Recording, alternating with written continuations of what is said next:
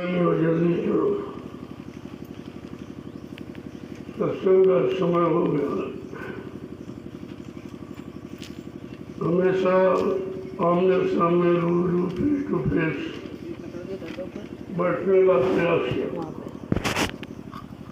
ताकि दया की दृष्टि और वचनों का प्रभाव दोनों आपके मन बुद्धि चित्त पर पड़े। इसी की आवश्यकता और जरूरत है। जब इस तरह से वचनों को मन लगा के सुनोगे तो एक एक वचन तुम्हारे उद्धार संभाल का कारण बन जाएगा और आप भी संभाल कोई नहीं कर सकता। वहाँ दर्शन लेने लूटने वाले हैं और तुम नित्य तक अपने आप को लुटाते हो लेकिन समझ नहीं पाते। कोई यहाँ देने वाला नहीं है। जो तुम सोचते हो कोई कुछ तुम्हें दे देगा तो किसी के पास से है ही नहीं। इसकी तुम्हें जरूरत आवश्यकता जिससे तुम्हारा काम होना है वह आपको किसी के पास नहीं और ना कोई दे सकता। मेरी बात तो आपकी सुरक्षा और संभाल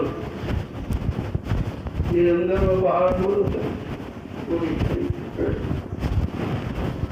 जीव अपनी जगह पर प्रकृष्ट होता है, स्थिर हो पाएगा रूप पाए बिना संभाल के कुछ क्योंकि बिगाड़ बहुत ही उससे है। सतयुग त्रेता द्वापर तीनों ये बिगाड़ के ही निकलते और बिगाड़ किसी ने समझा नहीं कि भाई हमारा बिगाड़ क्या हो रहा है, हमारा लाभ कहाँ से मिलेगा, हमारा सुधार कहाँ से होगा, हमारी सुरक्षा हिफाजत किधर से होगी। ये तो जानकारी किसी ने की ही नहीं और 3 दिन युग आप पेड़ से निकल। अब ये मौका मिला है कलयुग में। वैसे कलयुग सबसे खराब लेकिन संतों ने इसको सबसे अच्छा माना और किसी युग में आए और किसी में आए नहीं।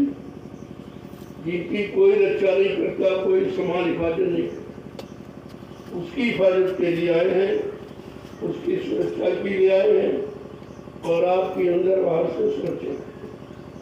अंदर मां हमेशा दया का हाथ लगा दे। अगर जगह दया हट जाए तो काम को लोग मोहे का तुम्हें घसीटते तुम बचने कोई नहीं बचा, तुम कैसे बचे? जब ऋषि मुनि नहीं बच पाए, योगी हो गए सर और सारी शक्तियां जिनको सब कुछ माना गया वो भी नहीं बच पाए क्योंकि बचने का तो सहारा कुछ और है कि बाहर से बचाओ नहीं, अंदर से बचाओ। जब अंदर से बचाव होगा और अंदर में ये सब बैठे हैं, बाहर तो कुछ है ही नहीं। बात तो ये शरीर का एक ढांचा जो हाथ पैर नाक कान मुंह में प्रवृत्ति है, जो कुछ है सब अंदर। हम क्रोध मोह अहंकार वो भी अंदर में दिखाई नहीं देते, मन बुद्धि चित्त वो भी अंदर में और सबसे महत्वपूर्ण जो आत्मा वो भी आते हैं। तो अंदर का ज्ञान होना चाहिए। जहाँ तक बहिर्मुखी रहकर सबने बाहर शरीर को मतलब यानी लाभ देने के लिए फिर उन्होंने सब कुछ किया और जो आए वो भी इसी में फंसे रहे। इसीलिए अंतर्मुखी की बात तो की ही नहीं, कोई अंदर में सब है तो बाहर में क्या करते, वो बाहर बेचारे बने रहे, अंदर में कुछ जाना नहीं। अंदर के जानकार केवल संत महापुरुष है, वो तुम्हारे मन को जानते हैं, बुद्धि तुम बताओ या न बताओ कभी और तुम मांगो या न मांगो कभी तुम्हारी संभाल करते। उनका अपना ये कर्म कर्तव्य है कि परमार्थ के कारण साधन धरा शरीर, उनका शरीर धारण करना तुम्हारे परमार्थ के लिए और वो किसी काम के लिए नहीं आए, केवल आपकी जीवात्मा के उद्धार के लिए आए और मन बुद्धि चित्त को साफ करने के लिए। अगर ये साफ हो जाए नहीं तो जीवात्मा को जगी हुई जाने में देर नहीं। तो उसी की पकाई सफाई के लिए आपको यहाँ बुलाया जाता है।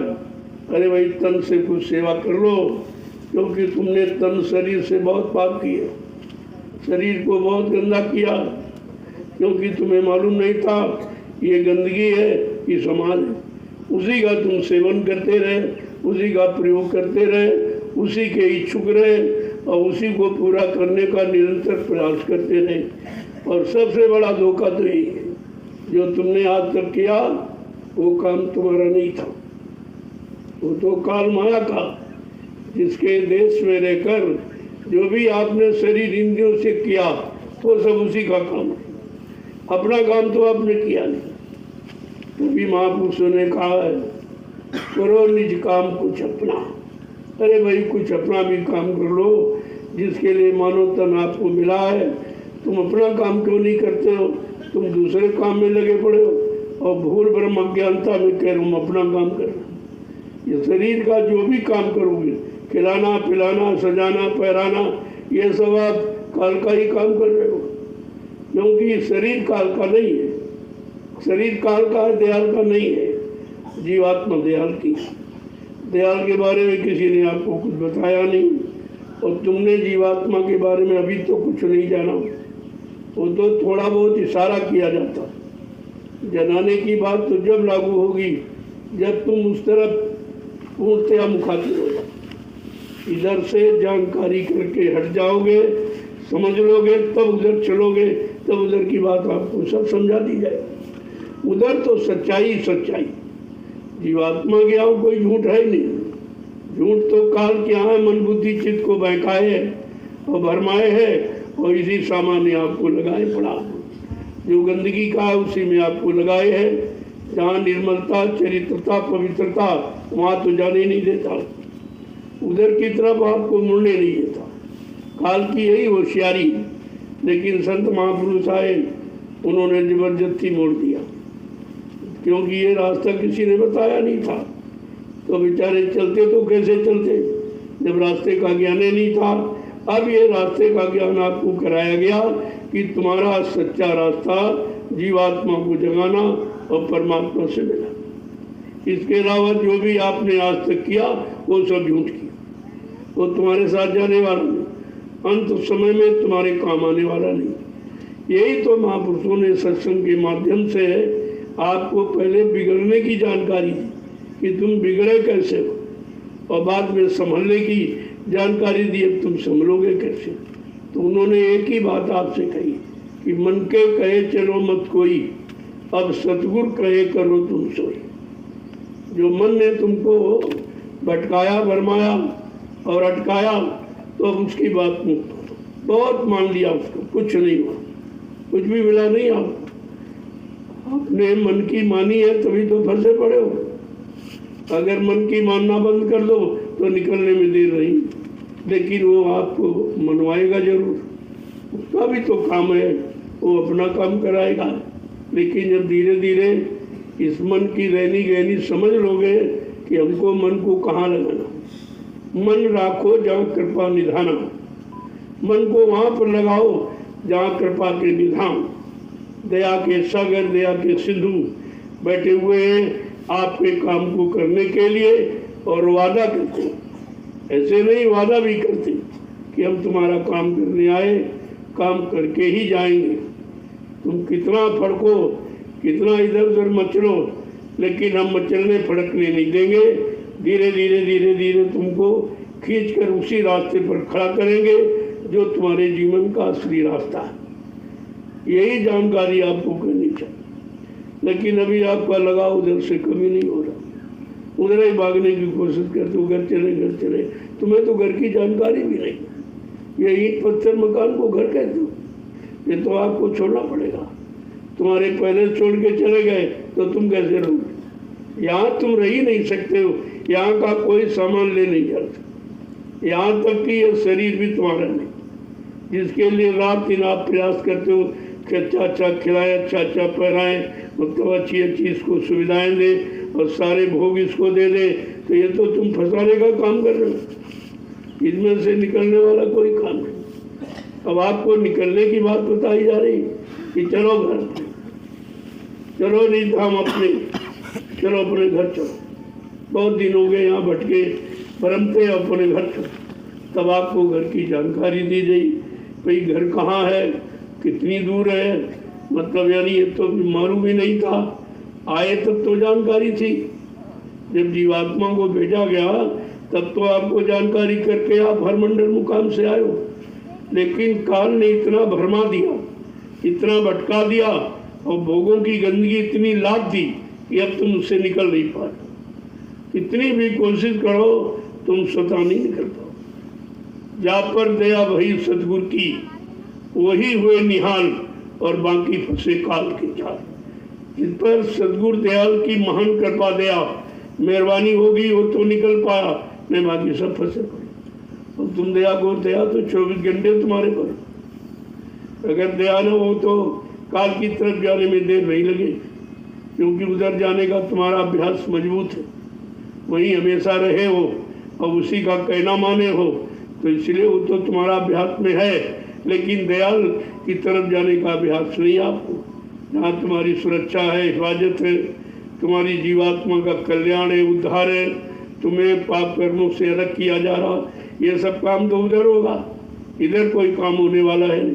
अब ये है कि इधर की जानकारी कैसे हो और फिर हम उसको छोड़ने के लिए अभ्यास कैसे करें।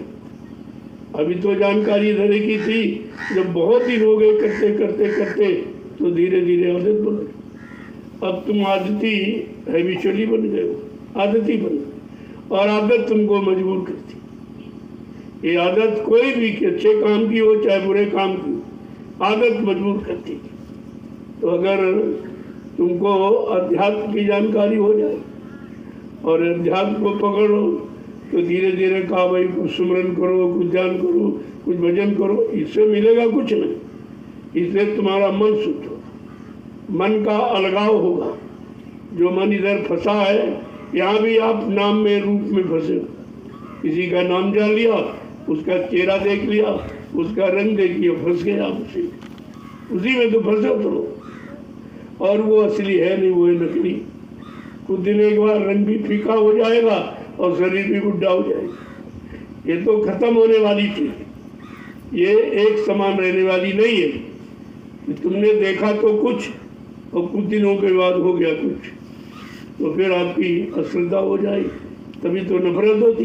देखते नहीं आप कि इधर शादी हुई और 1 महीने बाद तलाक होने लगा, क्योंकि जो आपने देखा था आपको तो मिला नहीं कुछ, तुमने कुछ और देखा था, तुमने सच्चा प्रेम दिया देखो, लेकिन जैसे शरीर से मिले तो प्रेम गंदा हो गया। तो गंदा होने वाला तरीका, सच्चा प्रेम वहाँ है जहाँ भोग की बात हो। भोग प्रेम नहीं है, आसक्ति प्रेम नहीं है। इसी बात को आपको समझना है कि असली प्रेम किसे कहते, जहाँ कोई गंदगी नहीं, कोई स्वार्थ लोभ लालच नहीं, कोई किसी का यानी फालतू नुकसान करने का कोई इरादा नहीं। यहाँ तो प्रेम किया और बाद में गंदगी करेगा, और प्रेम गंदा हो गया यानी हट गया, फिर बाद में रोना धोना शुरू हो जाता। तो कहा कि प्रेम कहाँ मिलेगा, कहाँ संतों के पास खजाना, प्रेम का खजाना संत महापुरुषों के पास। उनका प्रेम मिल जाए तो सारे यानी प्रेम से बिल्कुल अलग हो जाए। तुम किसी तरफ देखो नहीं, इतनी नफरत पैदा हो जाए। सच्चे प्रेम में इतनी कशिश है, इतना दर्द है और इतना लगाव है, मतलब इतनी सुरक्षा है, वहाँ गंदगी का प्रश्न नहीं है। लेकिन तुमने जहाँ किया है वो नापायदार चीज़ों से, जो तुम्हारी नहीं है, जो क्षणभंगुर हैं, जद बिंदु जल बिंदु की सदस्य क्षणमात्र में विलीन हो जाने वाली, आप उन्हीं से प्रेम करते। जो तुम्हारा नहीं है, तुम्हारे साथ जाने वाला नहीं, तुम उन्हीं से प्रेम करते। तुमने प्रेम करना सीखा था, जरा संतों से प्रेम करके सीखो, वो तुम्हारी गंदगी निकाल देंगे और प्रेम को मजबूत और पाक साफ निर्मल पवित्र करते। तभी तो कहा भाई कौन पाता है, ये गंदगी समेटने वाले नहीं पाते, ये भोगी नहीं पाते। निर्मल मन जन सो मोह पावे और मोह छल छिद्र कपट नहीं मानते। बिल्कुल साफ लिखा है कि भाई हमको कौन पाएगा या हम किसको मिलेंगे, हम किसके हो जाएंगे। तो बाहर में नहीं, अंदर में सारी जीवात्मा, सब जीव उन्हीं के हैं, वो सबको चाहते हैं और सबसे प्रेम करते हैं। ऐसा नहीं है, उनका काम ही है कि लोगों को गंदगी से अलग करना और निर्मलता, पवित्रता और चरित्रता में लाके खड़ा करना, उनका तो काम ही है।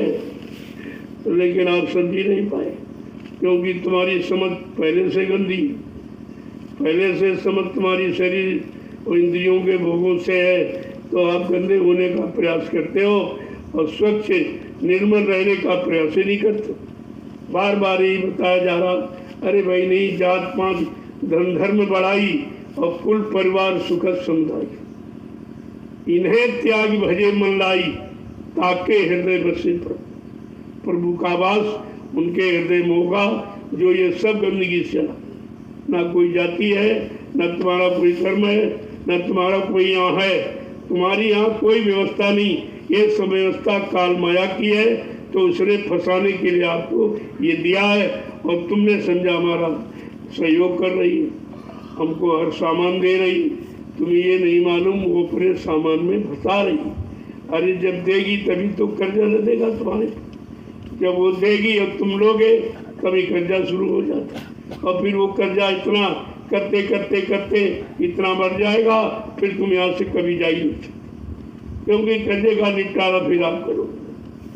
नित्य प्रति हम कर्जा ही ले रहे काल माया का, और हम समझते हैं कि हमें सामान मिला, हम समझते हैं हमारी कोई व्यवस्था कर रहा, तुम्हारी व्यवस्था ये नहीं कर रहा, वो अपनी व्यवस्था जीवों को फंसाने की कर रहा। धीरे धीरे धीरे जब जान जाओगे, अभी तो तुम्हारे हृदय में कुछ और बसा हुआ, काम भी बसा है, क्रोध भी बसा है, लोभ भी बसा है, मोह भी बसा है, अहंकार भी, इनको आपने जगह दी। जब तक ये रहेंगे तब तक दयाल की कोई वस्तु अंदर बसने नहीं देंगे, न वचन टिकने देंगे, न सत्संग टिकने देंगे, न परमात्मा की सेवा और न ही स्मरण ज्ञान भजन, ये आपको टिका नहीं सकते, क्योंकि वो जगह दूसरे ने ली। पहले इनको निकालो तब उनको जगह दो। तो क्या कह रहे हैं, अब किसको बसाना है जिससे तुम्हारा काम बन जाए, सारे बिगड़े काम बन जाए, सारी गंदगी अंतःकरण की धुल जाए, आपको वो काम। जय गुरुदेव, जय गुरुदेव,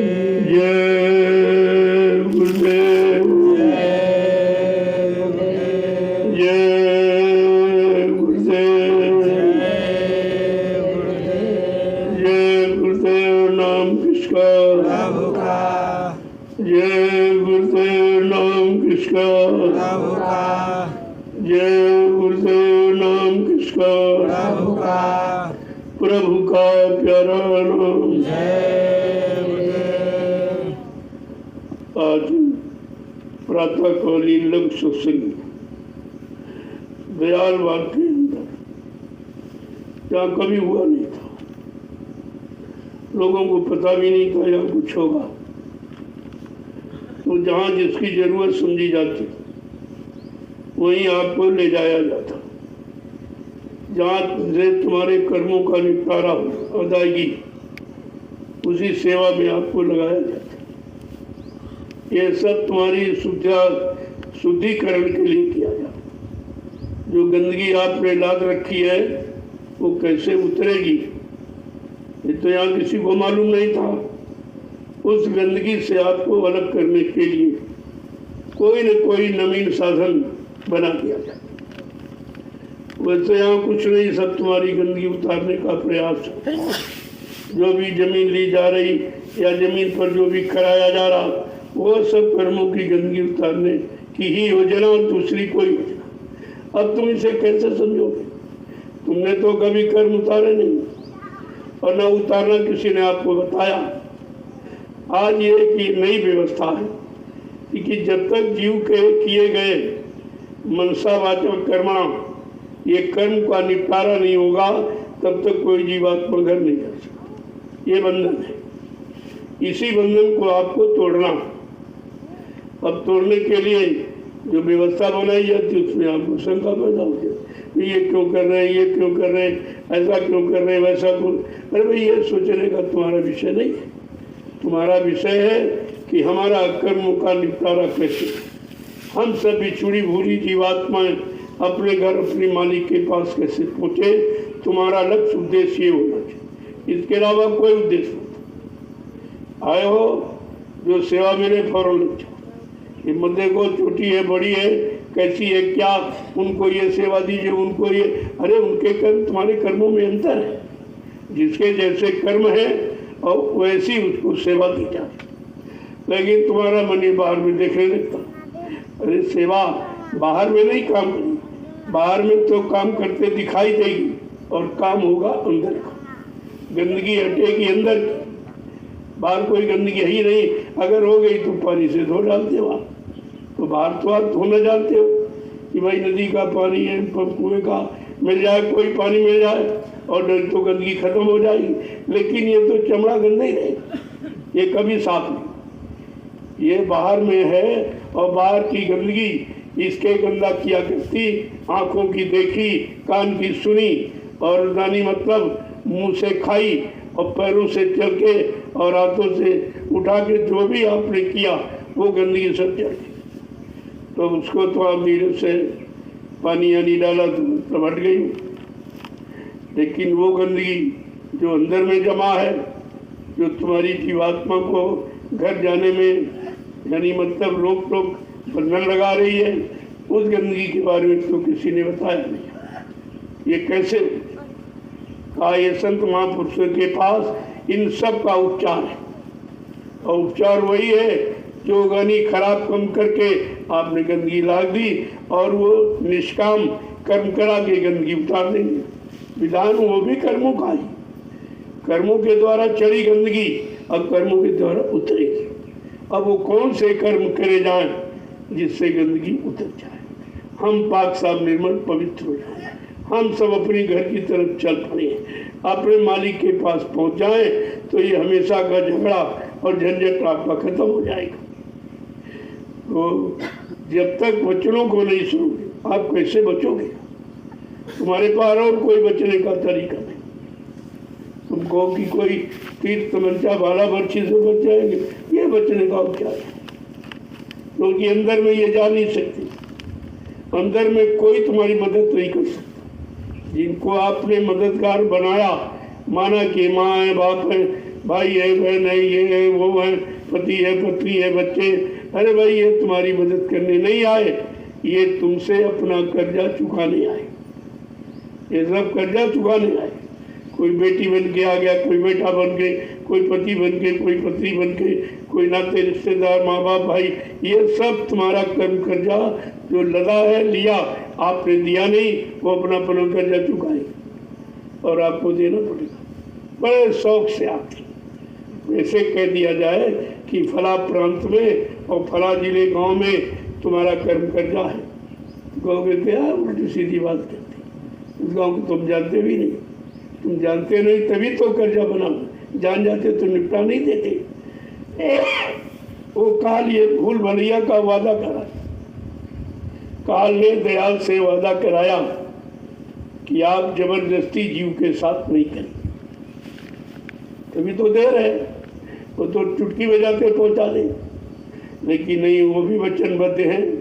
कहा भाई ठीक है, मैं आपके देश में आया हूँ अपने जीवों का उद्धार करने के लिए, उसमें आप कोई दखलंदाजी नहीं करें।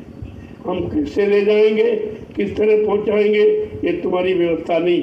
तो कहा ठीक हो आप करिए, लेकिन जबरदस्ती नहीं, जबरदस्ती उठाओ लेके चले। कहा हमारे कर्म, फिर हमारे कर्म कर्जे का क्या हो, वो हमको को हमारा कर्जा कौन देगा? तो कहा आप जबरदस्ती जीव के साथ नहीं और पिछले जन्म की याद नहीं दिलाएंगे, नहीं तो हमारा ये कर्म नहीं, कर्जा नहीं देगा। कहा आप पिछले जन्म की याद नहीं दिलाएंगे और जीव के साथ जबरदस्ती करके नहीं ले जाएंगे।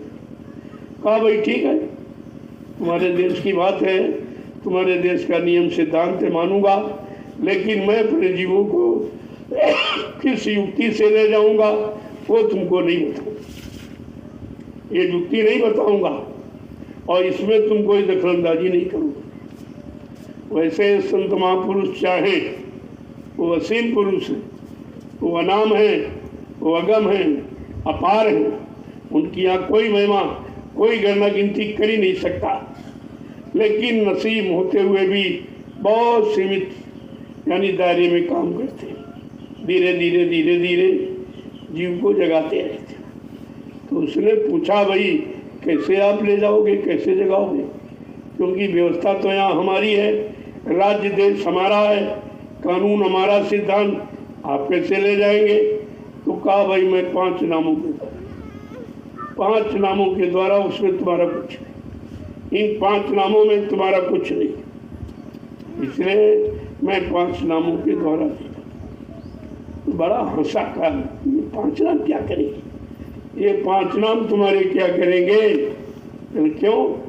बोला हमारे हैं 84 फांसा और तुम्हारे 5 नाम की आशा। तुमको तो 5 नाम की आशा और हमने निकालने की, और हमने फंसाने के लिए 4 खान 84 लाख ये जिस्म शरीर बनाए। तो दयाल ने कहा, रे भाई हमारे एक नाम में तुम्हारी सारी 84 सिमट जाए। जो पहला नाम आपको दिया गया वो काल भगवान का है, इसलिए काल की पूजा उससे कराई जाए।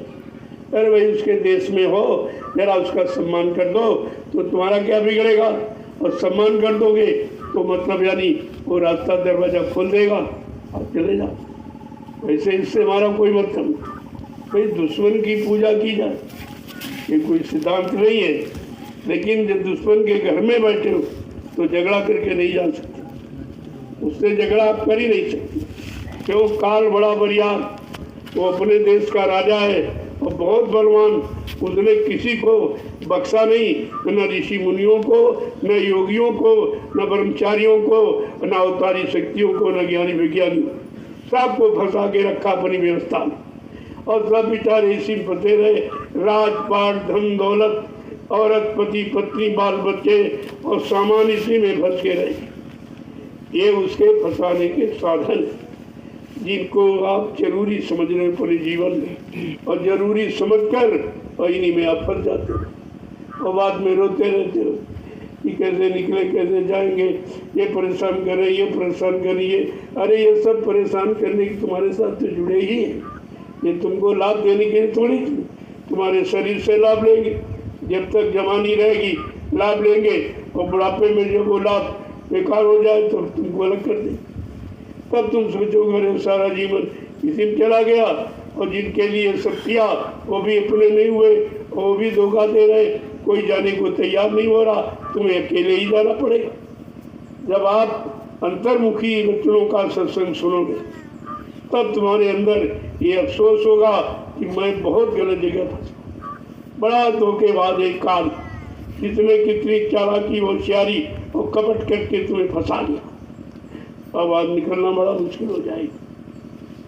तो कहते हैं कि अंदर से उसकी व्यवस्था को कैसे निकाले, कौन चीज अंदर में बसाए और जिसके कारण अंदर में कोई जाए ही न काम जाए, न क्रोध, न लोभ, न मोह, कोई प्रहार न कर सके, कोई तुम्हारे पर जबरदस्ती अपना दबाव न डाल सके। कहना तो किसको बसाओगे जो काल नहीं उधर कुछ काम कर पाए?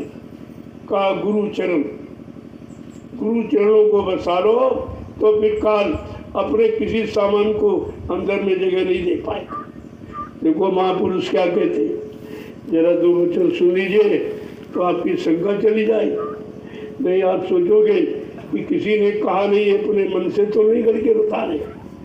तो संत महापुरुषों ने पिछले संतों की वाणी का सहारा कि नहीं भाई हम ही नहीं कह रहे, सबने कहा, जितने आए सबने आपको ये बताया, और जिन लोगों ने उनकी बात मानी उनका काम हो गया, और जो नहीं मानी असली मजाक गरुड़ गुमान घमंड में पड़े रहे सब रह गए, नहीं जा पाए। तो क्या कह रहे कि गुरु चरण बसे अब मन में, गुरु चरण बसे अब मन में, गुरु चरण बसे अब मन में, गुरु चरण बसे अब मन में, मैं सेऊं दम दम तन में, मैं सेऊं दम दम तन में। देखो कितनी बड़ी बात, का अगर गुरु चरणों को स्थान दे दो तो काल का कोई सामान तुम्हें गंदा करने वाला वहां रह नहीं सकता। कि काल दयाल एक जगह नहीं रह सकते। काल का साम्राज्य अगर डाल करें तो मिनट में खत्म कर दो, क्योंकि काल का साम्राज्य दयाल की मौत से चल रहा।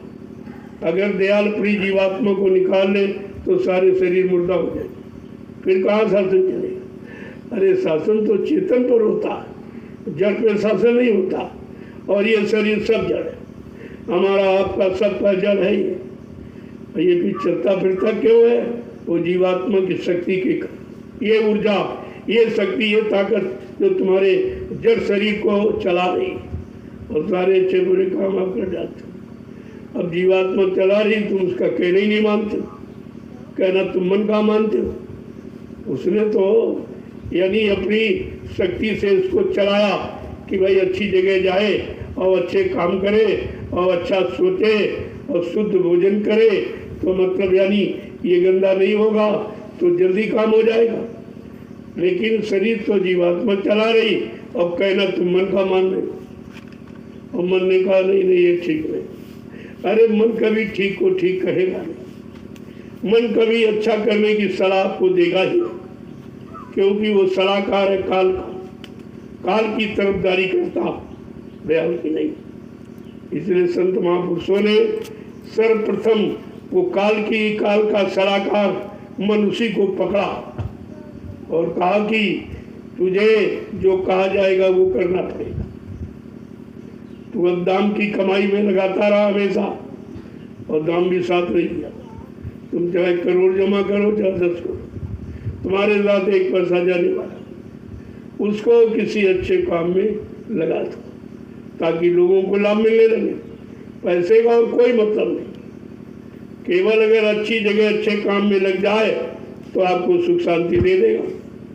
वैसे तो अशांति इसमें, अगर घर में आप करोड़ 2 करोड़ रखो तो आपको चिंता 24 घंटे नहीं, कोई उठा ले, कोई चोर न चुरा ले, कोई हमको मार न दे, कोई हमारा अपहरण न कर दे। किसके कारण? धन के।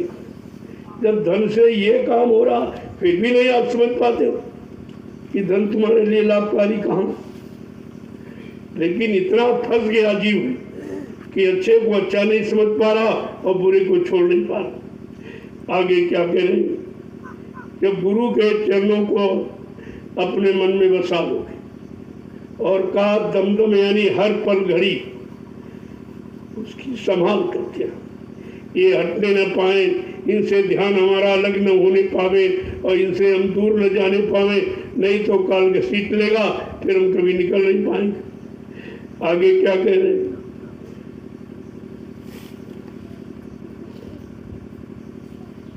फिर प्रीति लगी घट धुन में, फिर प्रीति लगी घट धुन में, फिर प्रीति लगी घट धुन में, फिर प्रीति लगी घट धुन में, चढ़ पहुँची पहली सुन में, चढ़ पहुँची पहली सुन में, गुरु चरण बसे जब मन में, गुरु चरण बसे जब मन में, मैं से दम दम तन में, मैं से हूँ जब मन तन कहते जब सच्ची प्रीति उनसे हो जाएगी कि उनकी प्रीति में कोई स्वार्थ लोभ लालच नहीं, वो परमात्मा की, वो आपको परमात्मा डगर पर चलाकर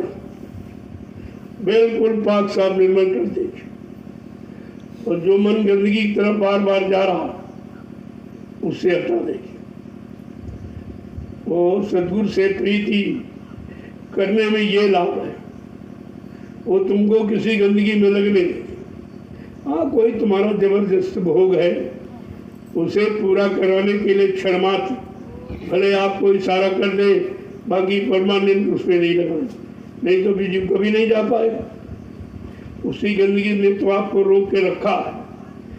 क्या कह रहे हैं कि अब शील क्षमा मन छाई, अब शील क्षमा मन छाई, अब शील क्षमा मन छाई, अब शील क्षमा मन छाई, गई तपन काम दुखदाई, गई तपन काम दुखदाई, गई तपन काम दुखदाई, गई तपन काम दुखदाई, गुरु चरण बसे जब मन में, गुरु चरण बसे जब मन में, मैं से मुदम दम तन में, मैं से हूँ दम दम तन में। ऐसे वो मन की गंदगी कैसे निकालेंगे कि काम की जगह शील पैदा करें।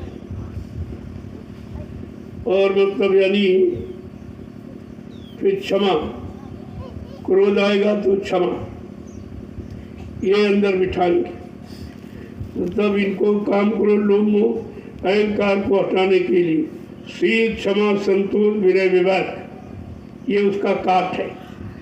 अब इसको अगर बढ़ डाल देंगे तो ये रुक ही नहीं सकता, वहाँ एक दूसरे का विरोधी नहीं रुक सकता। क्या कह रहे हैं? जब शील और क्षमा तुम्हारे मन में लाके खड़ी कर देंगे तो ये काम, तपन, अग्नि जो निष्पासन चला रही है, कहती है तपन ही बुझा देंगे, तो फिर काम वहाँ स्थान नहीं ले सकते। ऐसे काम क्रोध, लोभ, मोह नहीं जाने वाला। जब तक उसको निकाल कर उसकी जगह पर शील, क्षमा, संतोष, विनय, विवेक इनको स्थान नहीं दिया जाएगा, तब तक काम, क्रोध, लोभ, मोह, अहंकार जाने वाला नहीं। देखो कितना कठिन विषय है। अब आगे क्या कह रहे हैं?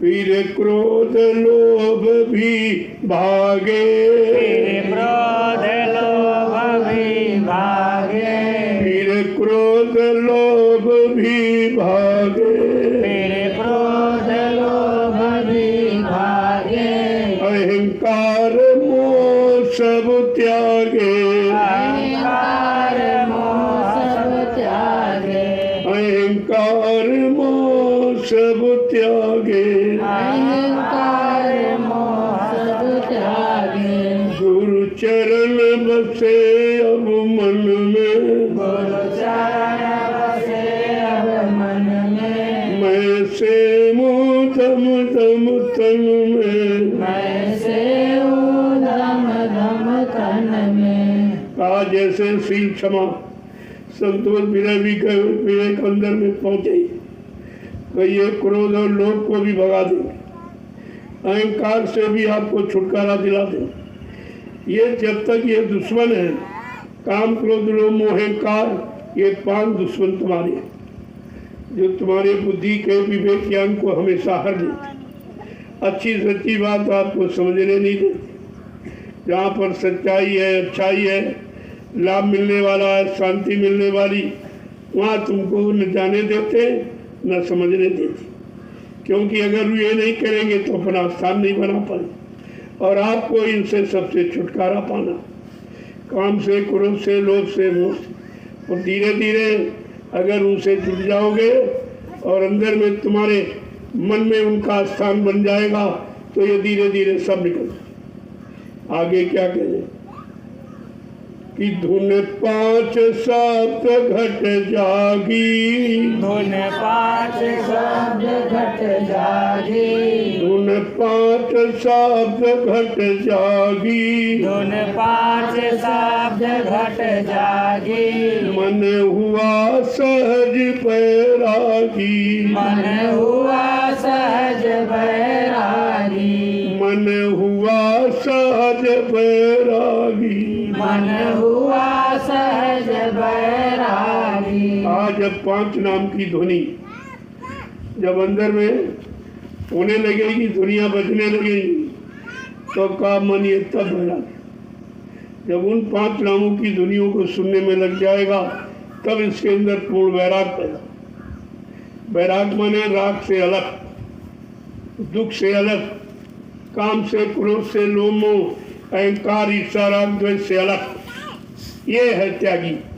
त्यागी के मतलब कपड़ा नहीं पहनेंगे, बाल नहीं बनवाएंगे, ये कोई त्यागी त्यागी? ये तो शरीर की बनावट में सब बेचारे तन की विरक्ति धारण करते और मन की विरक्ति कोई नहीं लेता। और ये तन की विरक्ति धोखा दे देगी। मान लो आपने तन से बैरागी साधु बन गए, जब स्थिति खराब थी तो आप साधु बन गए, और स्थितियाँ एक समान रहती नहीं, और जब कुछ बन गई तो फिर मन तुम्हारा भगने लगा। अरे नहीं, घर चलो घर चलो, पत्नी है, बातें हैं, बच्चे हैं, ये है वो है, सामान है, मतलब यानी फिर आपको इधर भटकाने लगी। इसलिए मन की विरक्ति मजबूत करो, मन को बैरागी त्यागी बनाओ, मन को काम को लोभ मोह अहंकार से अलग करो। ये सच्चा रास्ता है। और बार बार झूठा,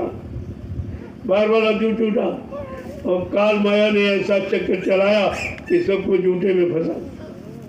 बेचारे इसी झूठ में फंसकर, यानी मतलब उन्होंने हट से कहा घर गृहस्थी में नहीं रहेंगे, यहाँ मतलब यानी साधना नहीं होगी, तो जंगल भाग गए। जब जंगल भाग गए वहाँ कौन रहते? वहाँ तो कोई है ही नहीं। इसलिए कि इनको देखेंगे नहीं, इनकी सुनेंगे नहीं, तो इनमें फंसेंगे नहीं। इसलिए उन्होंने ये रास्ता अपनाया कि चलो जंगल में चलो, किसी गुफा में बैठकर छिपकर यानी मतलब साधना करेंगे। आप साधना करोगे कैसे जब साधना का रास्ता ही नहीं मिला? कोई गुरु मिला नहीं, रास्ता मिला नहीं, आधार मिला नहीं, तो करेगी क्या? तो कहीं उल्टा खड़ा हो रहा, कहीं कुछ कर रहा, कहीं कुछ कर रहा। ये सब शरीर को सताने वाले, शरीर को मतलब यानी और ज़्यादा दुख तकलीफ देने वाले तुम काम करने लगे, जबकि ये साधन है। अगर साधन फेल कर दो तो कैसे क्या करोगे? अब खेती करते हो और ट्रैक्टर और ये ट्यूबवेल, ये साधन अगर फेल कर दो तो खेती कर पाओगे? ये साधन है, और इसके लिए लिखा ये साधन धाम मोक्ष कर द्वारा। ये साधनों का धाम है, इसलिए ये कि ये मोक्ष का दरवाजा है। इस दरवाजा पर जानो, और अंदर में वहाँ जंगल में थोड़ी दरवाजा मिल गया कि गुफा दरवाजा बता दे, ये उल्टे टंगे यानी ये कोई रास्ता बता देंगे, या हम खाएंगे नहीं कुछ मतलब यानी ये, तो ये कोई रास्ता थोड़ी बताएंगे। ये तो जड़ शरीर में जड़ रास्ते कर कर आप चेतन को कभी नहीं पा सकते। यही तो उल्टी बुद्धिमती काल ने कर दी, और बेचारे इसी में फंसे रहे। सारा शरीर सुखा दिया, गला दिया, हड्डियाँ भी खत्म हो गई, लेकिन मिला कुछ, क्योंकि वो मिलने वाला रास्ता नहीं था, और जिससे मिलना था तुमने उसी को कमज़ोर कर दिया। जब शरीर आपका कमज़ोर हो जाएगा तो आप कुछ नहीं। इसको विषयों से बचाओ। ये नहीं रोटी नहीं खाएंगे, रोटी नहीं खाएंगे, अरे भाई अन्न में प्राण है, कलयुग में अन्न में प्राण, ये तो आपको खाना पड़ेगा। नहीं खाओगे तो कमज़ोर हो जाएगा और फिर ये काम भी नहीं करेगा। लेकिन अब वो सब पुराने युग की बातें लोग बताते, उसी में फंसाते। अरे तुम कलयुग में बैठे हो, तुमको कलयुग का रास्ता चाहिए, कलयुग के साधन चाहिए, कलयुग की तपस्या चाहिए, और कलयुग की पूजा चाहिए। ये तो कोई बताते नहीं। सब पिछले युग की पूजा में फंसा दिया, और मेरा कि तुम जिसकी पूजा कर रहे हो वो तो लाखों बरस हो गया चला, लाखों बरस हो गए, राम कृष्ण हो गए। अब तुम उनका नाम लो, उनको पुकारो तो क्या वो आ जाएंगे? अरे तुम्हारा पिता अगर कल मर के चला गया हो तो आज बुलाओ नहीं आएगा, तो तू चला गया वो नहीं आएगा। लेकिन ये किसी ने बताया नहीं, और सब जीवों को वहाँ फंसाया, सारे जीवों को उसी में फंसाया। तुम पूजा करो, पाठ करो, तीर्थ करो, व्रत करो, हवन जब तेल गंगा स्नान करो, लेकिन ये नहीं बताया कि इसको करने से मिलेगा। संत महापुरुषों ने यह भी बताया, जो शरीर इंद्रियों से करोगे तो शरीर इंद्रियों को लाभ मिलेगा, और आत्मा से करोगे तो आत्मा को लाभ। बिल्कुल सीधा रास्ता, जिससे करोगे उसी को लाभ। अब तुमने पूजा पाठ जो की तो उसका लाभ मिल गया, रात पाठ धंधा, क्योंकि आप घर परिवार और सुख छोड़ करके जंगल चले गए थे। तो जब वहाँ तपस्या में शरीर खत्म हो गया और जहाँ जन्म हुआ तो वही लाभ आपको मिल गया। तुम राजा बन जाओ, धनी मानी बन जाओ, गरीब अमीर बन गए, तो पत्नी बाल बच्चे ये सब मिल गए, लेकिन वो नहीं मिला जिसके लिए शरीर मिला था। यह सोच खत्म कि शरीर किस काम के लिए दिया, हमको शरीर मिला है जीवात्मा को जगाने और परमात्मा से मिला, इसके अलावा कोई दूसरा काम। अब वो काम कैसे तुम्हारा सफल होगा, उसके लिए तमाम विधान बनाया, क्योंकि इतना कर्म कर्जा काल ने बांटा और आप निरंतर कर्म कर्जा लिया और अभी ले रहे, अभी नहीं समझ पा रहे हो। जब तक जागोगे नहीं ये कर्म कर्जा लेना बंद नहीं, और जब तुम कर्म कर्जा लेते रहोगे उसकी अदायगी के लिए आपको इसी मृत रूप मंडल में ये जो 83,99,999 जिस शरीर योनिया बनाई इसी में बार बार जन्म देता है कि जाओ भाई इस कर्म का कर्जा इस शरीर में, इस कर्म कर्जा इस शरीर में देना। तो आपको कभी पशुओं में, कभी पक्षियों में, कभी जंगली जानवरों में, कीड़े मकोड़ों में आपकी जीवात्मा को दे दिया गया। जाओ भाई तुमने मन को साथी बनाया, अब ये संग दोष तुमको लग गया, जहाँ मन जाएगा वहाँ तुमको जाना पड़ेगा। अब बेचारी ये लाचार मजबूर है, इसीलिए कहा संग साथ बहुत सोच, जहाँ से तुम्हारी तरक्की हो उनसे साथ। सोचते नहीं दुनियादारों से तो वैसे तो मिलो ही मत, जरूरत है जब मिलो तो नज़र नीचे, आँख से आँख मिला के अगर बात करोगे, तुम 5 नामों का जाप करते हो उसको दया मिलेगी, उसको लाभ मिलेगा, और उसका जो कर्म कर रहा है वो तुम्हारे को ट्रांसफर होता। ऐसे तुम दूसरों के कर्म लाते रहते। इसलिए संग दोष का बहुत प्रभाव, जब जीवात्मा पर प्रभाव पड़ गया, जो अजर अमर अविनाशी है उस पर प्रभाव संग दोष का पड़ गया तो तुम तो बचने वाले ही नहीं। अब तुम्हें अच्छी जगह लगाया जा रहा, जहाँ से तुम भजन कर सको सब, लेकिन वो बात तुम्हारी समझ नहीं है। तुम समझते हो हम अच्छा सोच रहे, तुम अच्छा तुमने कभी सोचा भी है तो सोच लो। तुम अपना भला जानते हो कि कर ही लोगे, तुम्हें कहाँ लगाया जा रहा, क्यों लगाया जा रहा, ये तो तुम्हारे कर्मों की अदायगी का स्थान बनाया जा रहा, लेकिन तुमसे भी अलग हो जाते।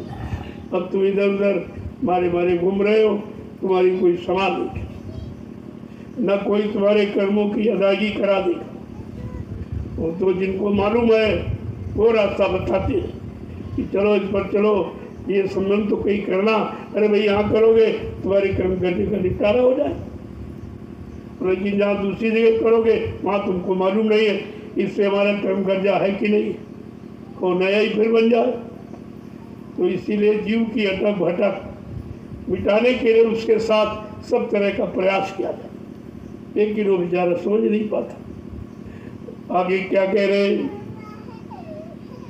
कि गुरु कृपा सूर्य उजाला, गुरु कृपा सूर्य उजाला, गुरु कृपा सूर्य उजाला, गुरु कृपा सूर्य उजाला, अब हुआ जगत बेगाना, अब हुआ जगत बेगाना, गुरु चरण बसे जब मन में, गुरु चरण बसे जब मन में, अब से मैं से मोदम तम तन में, ऐसे उदम सम तन में। कहते हर पल घड़ी हम शरीर से उनको ताकि शरीर की गंदगी निकल जाए। ऐसे तो आप निकाल नहीं सकते, चढ़ाना तो तुमको मालूम है, उतारना नहीं। कि कर्म कर जाए, किसी से मिलना, किसी का ले लिया, किसी ने खा लिया और दिया नहीं, ये सब कर्म कर जाए तो चाहते और बड़े होशियार हो, कहते नहीं देखे क्या कर लेगा। अरे कर्म नहीं लेगा, वो तुम्हारे पर कर लाद देगा और तुम उसे कभी अदा ही नहीं करते। काल बहुत होशियार है, अपना कर्जा सब तरफ से लेना जानता और वो ले लेगा और तुम समझ भी नहीं, और तुमको तुम्हारी मति वैसी कर दी, तुम्हारी बुद्धि में वही कर देगा और उसी को सत्य मानकर तुम कर जाते। जैसे मान ले कह दिया भाई फला देश में, फला प्रांत में, जिले में, फला जाति में तुम्हारा कर्जा, और देखो बिल्कुल झूठ बोल रहे, कर्जा कहाँ से आ गया। और अचानक उसी परिवार में तुम्हारी बच्चे की शादी, अब लड़की की शादी कर ली तो पैर छू के कर्जा दो, वैसे कहा जाता तो नहीं कहते हम कहाँ देंगे, हमारा कहाँ करता, क्यों तुम्हें मालूम नहीं है। और उसने संबंध जोड़ा था कर्जे की लेन देन की और जोड़ दिया तुम पर छू के कर्जा दे रहे, नहीं भाई ये भी सामान देंगे, ये भी देंगे, ये भी देंगे, अब क्यों दे रहे, अब क्यों दे रहे हो। तो कहता वो लेने वाला बड़ा चतुर है, उसके पास सब साधन कहीं न कहीं जोड़ करके अपना कर्जा लेंगे और तुम्हें देना पड़ेगा। तो समझा के क्या कह रहे, गुरु की कृपा से ये सूरज जैसा उजाला माने ज्ञान आपको अंदर में प्रकाश ज्ञान जानकारी करा देंगे। और कहते हुआ कि जब हुआ जगत में फिर तुम्हारे लिए संसार बेगाना हो जाए, संसार होते हुए भी तुम संसार को कुछ नहीं समझोगे, संसार में रहते हुए भी तुम संसार में रहने की अभिमानी जिज्ञासा नहीं पैदा करोगे, अपने घर जाने की निरंतर वेदना और विरह आपको सताती नहीं। आगे क्या कह रहे कि घट बैठी तारी लाई, घट बैठी तारी लाई, बाहर की क्रिया दूर बहाई, बाहर की क्रिया दूर भगाई। आज गुरु की कृपा हुई तब घट में आपको सब एहसास हुआ, ये बाहर का लगाव, बाहर का प्रेम और ये सब समाप्त हो जाएगा, सब जानकारी हो जाएगी भाई बाहर में कोई नहीं, वो बाहर में बाहर ही रह जाएंगे, तुम्हारा सहयोग नहीं, तुम्हारे साथ नहीं जाएंगे, तुम्हारे साथ गुरु कृपा ही जाए और वही काम करें। आगे देखो क्या कह रहे कि गुरु अद्भुत सुख दिखलाया, गुरु अद्भुत सुख दिखलाया, गुरु अद्भुत सुख दिखलाया, गुरु अद्भुत सुख दिखलाया, ये महिमा जान न पाया, ये महिमा जान न पाया।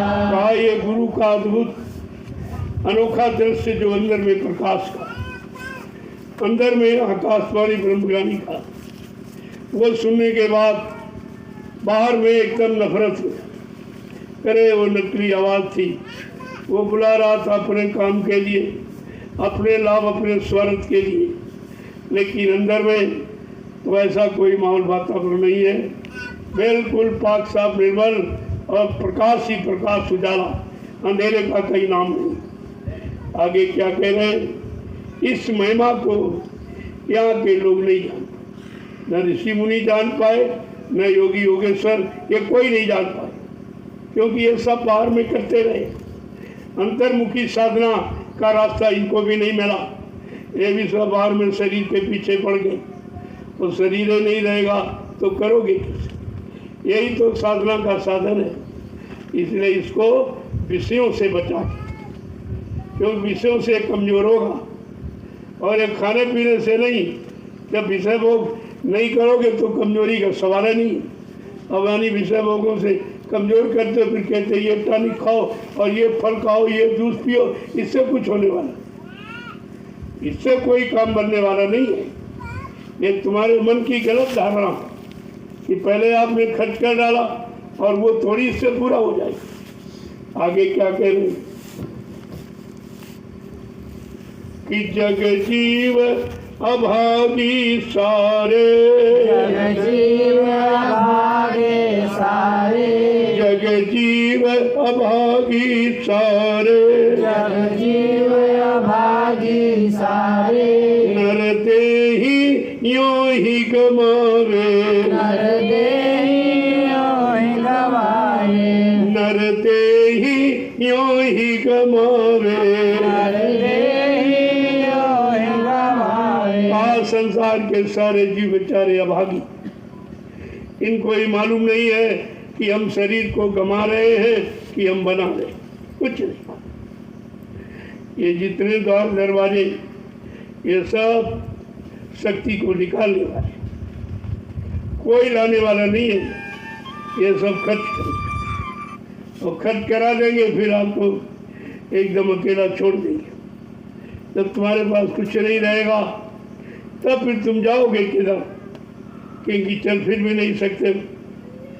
वो जो अवस्थाएं बनाई गई हैं कि बचपन, किशोरा, जवानी और बुढ़ापा, ये 4 दिन की जिंदगी है आपकी, और 4 दिन की में ये सब खत्म हो जाएगी, और फिर दोबारा आपको ये मिलेगी नहीं, क्योंकि तुमने मनुष्य यानी शरीर पाने वाला कर्म ही नहीं किया। सब जानवरों वाले कर्म, खाना है, पीना है, कमाना है, बच्चे पैदा करना है, तो जानवर क्या कर रहे हैं, तुम भी कर रहे। तो आपको फिर जानवर की योनि में, फिर पक्षियों की योनि में, फिर कीड़े मकोड़ों की योनियों में, ये मांस खाते हो, फिर मांस खाने वाले जंगली जीवों में आपको जन्म दे दिया। जाओ भाई खूब खाओ अगर इसी की इच्छा। तो जहाँ आशा तहाँ बासा, मन का यही तमाशा, जहाँ तुम्हारी आशा बन जाएगी वही जन्म हो जाएगा, वहीं पर आप हो जाओ। अंतमति सो गति, अंत में जो इच्छा रह जाएगी वहीं पर आपका जन्म। इसलिए गोस्वामी महाराज ने लिखा कि ऋषि मुनियों ने बड़ा प्रयास किया, कोटि कोटि मुनि यतन कराई, लेकिन अंत नाम मुखावत। बड़ा प्रयास किया, अरे भैया समय में नाम ले ले, नाम ले ले, तेरा काम हो जाएगा। लेकिन जब लिया ही नहीं तो आदम उसके जवाब पर आएगा नहीं, उसकी जवाब पर नाम नहीं आया, इसने कभी लिया। इसलिए आपको अभ्यास कराया जा रहा है। इतना अभ्यास जिंदे में कर लो कि मरते टाइम अपने आप उच्चारण हो तो उसी स्थान पर आपको पहुंचा दिया जाएगा। चलो भाई, इनको याद कर रहा, इनको बुला रहा है, इनकी तरफ इच्छा व्यक्त कर रहा, चलो इसको उसी नाम के लोग पे पहुंचा दिया। ऐसे जीव को जन्म मिलता। आगे क्या कह रहे हैं कि वो गुरु से प्रीति न करते, क्यों गुरु से प्रीति न करते, वो गुरु से प्रीति न करते, क्यों गुरु से प्रीति न करते, कि वो जम के किंकर रहते, क्यों जम के किंकर रहते, गुरु चरण बसे जब मन में, गुरु चरण बसे जब मन में, मैं से मुँह तम तम तन में, मैं से दम दम तन में। अगर ये सब गंदगी से, पाप से, काल से, माया से, अब इस लोक में आना जाना, जन्म मरण, इससे छुटकारा चाहते हो तो गुरु से प्रेम करो, उनसे प्रेम करो। वो कहते मैं और कहीं से तो मिलता नहीं, न धन से, न सामान से, न जाति से, न तुम्हारे रूप रंग से, कला किससे मिलते हैं? प्रेम से प्रकट हो मैं जाना।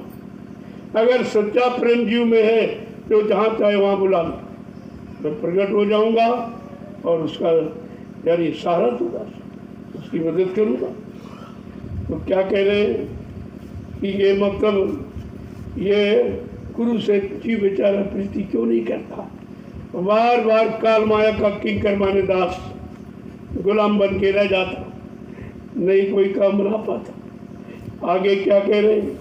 मैं किससे कहूँ सुनाई, मैं किससे कहूँ सुनाई, मैं किससे कहूँ सुनाई, मैं किससे कहूँ सुनाई, फिर अपना मन समझाई, मेरे अपना मन समझाई। आप कोई सुनने वाला नहीं, कोई मानने वाला अच्छी सच्ची बात नहीं। जहाँ लाभ है वहाँ उसको हानि दिखाई देती कि हमारी हानि करा देंगे, हमारी हानि करा देंगे। अरे जो लाभ देने आया है तुम्हारी हानि कैसे करा दी?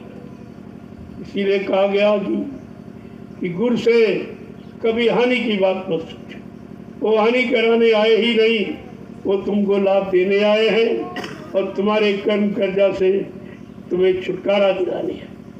इसलिए वो सलाह देते, तुम उनकी सलाह मानते नहीं और कहते बार बार काल माया के किंकर यानी दास और गुलाम बन के रह जाते हो। क्या कह रहे हैं? मैं ये किसको सुनाऊं? ना कोई सुनने वाला, ना कोई मानने वाला, ना कोई करने वाला, ना कोई लाभ पाने चाहने वाला। कहा किसे कहूँ? फिर अपना मन समझाए। फिर तुम अपने मन को और कैसे समझाओ? सच्ची समझौती तो महापुरुषों के पास सच्चा रास्ता, सच्ची नीति रीति और सच्चा सुख आनंद देने वाले तुम हो, तो उनकी बातें नहीं मानते हो, ना उनकी आप सुनते हो। और जब परेशानी में जाओगे तब तुमको याद आएगा, फिर उससे क्या होगा?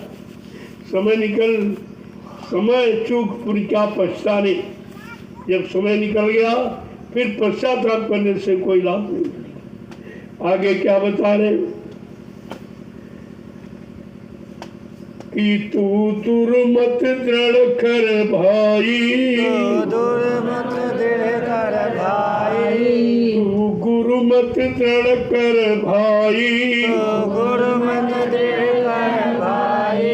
अब छोड़ो तात पराई, अब छोड़ो तात पराई, अब छोड़ो तात पराई। अब छोड़ो तात पराई।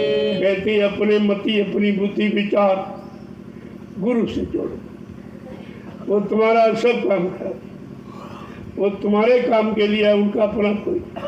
साधु से होए न कारज हानि, साधु संत महात्माओं से कभी काम की हानि नहीं, कि उनको आगा पीछा सब मालूम, कहाँ से तुम्हारा भविष्य बनेगा, कहाँ से बिगड़ेगा तुम्हें तो मालूम नहीं है।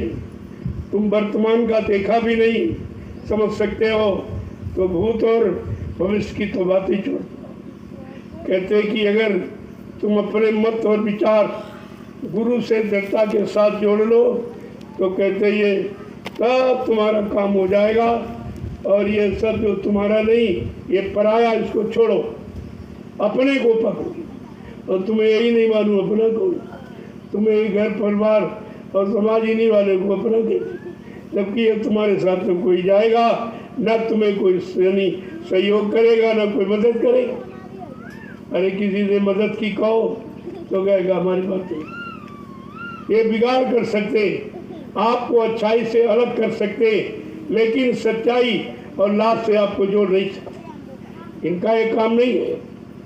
आगे क्या कह रहे हैं कि चल रे तू त्रिकुटी घाटी, चल रे तू त्रिकुटी घाटी, चल रे तू त्रिकुटी घाटी, चल रे तू त्रिकुटी घाटी। चढ़ सुन शिखर की बाटी, चढ़ शून्य शिखर की बाटी, चढ़ सुन शिखर की बाटी। चढ़ शून्य शिखर की बाटी। कहा सतगुरु की मानने से, उनसे सच्ची प्रीत करने से क्या क्या लाभ मिलेगा? तुम्हारी जीवात्मा काल माया के देश को छोड़कर अपने घर की तरफ चले, वो चलने का रास्ता बताएंगे और चलाने में तुम्हारा सहयोग भी करें, क्योंकि तुम अकेले तो जा नहीं सकते। तुम्हारे पास इतनी शक्ति सामर्थ्य नहीं है कि अकेले चढ़ के तुम अपने घर पहुँच सको।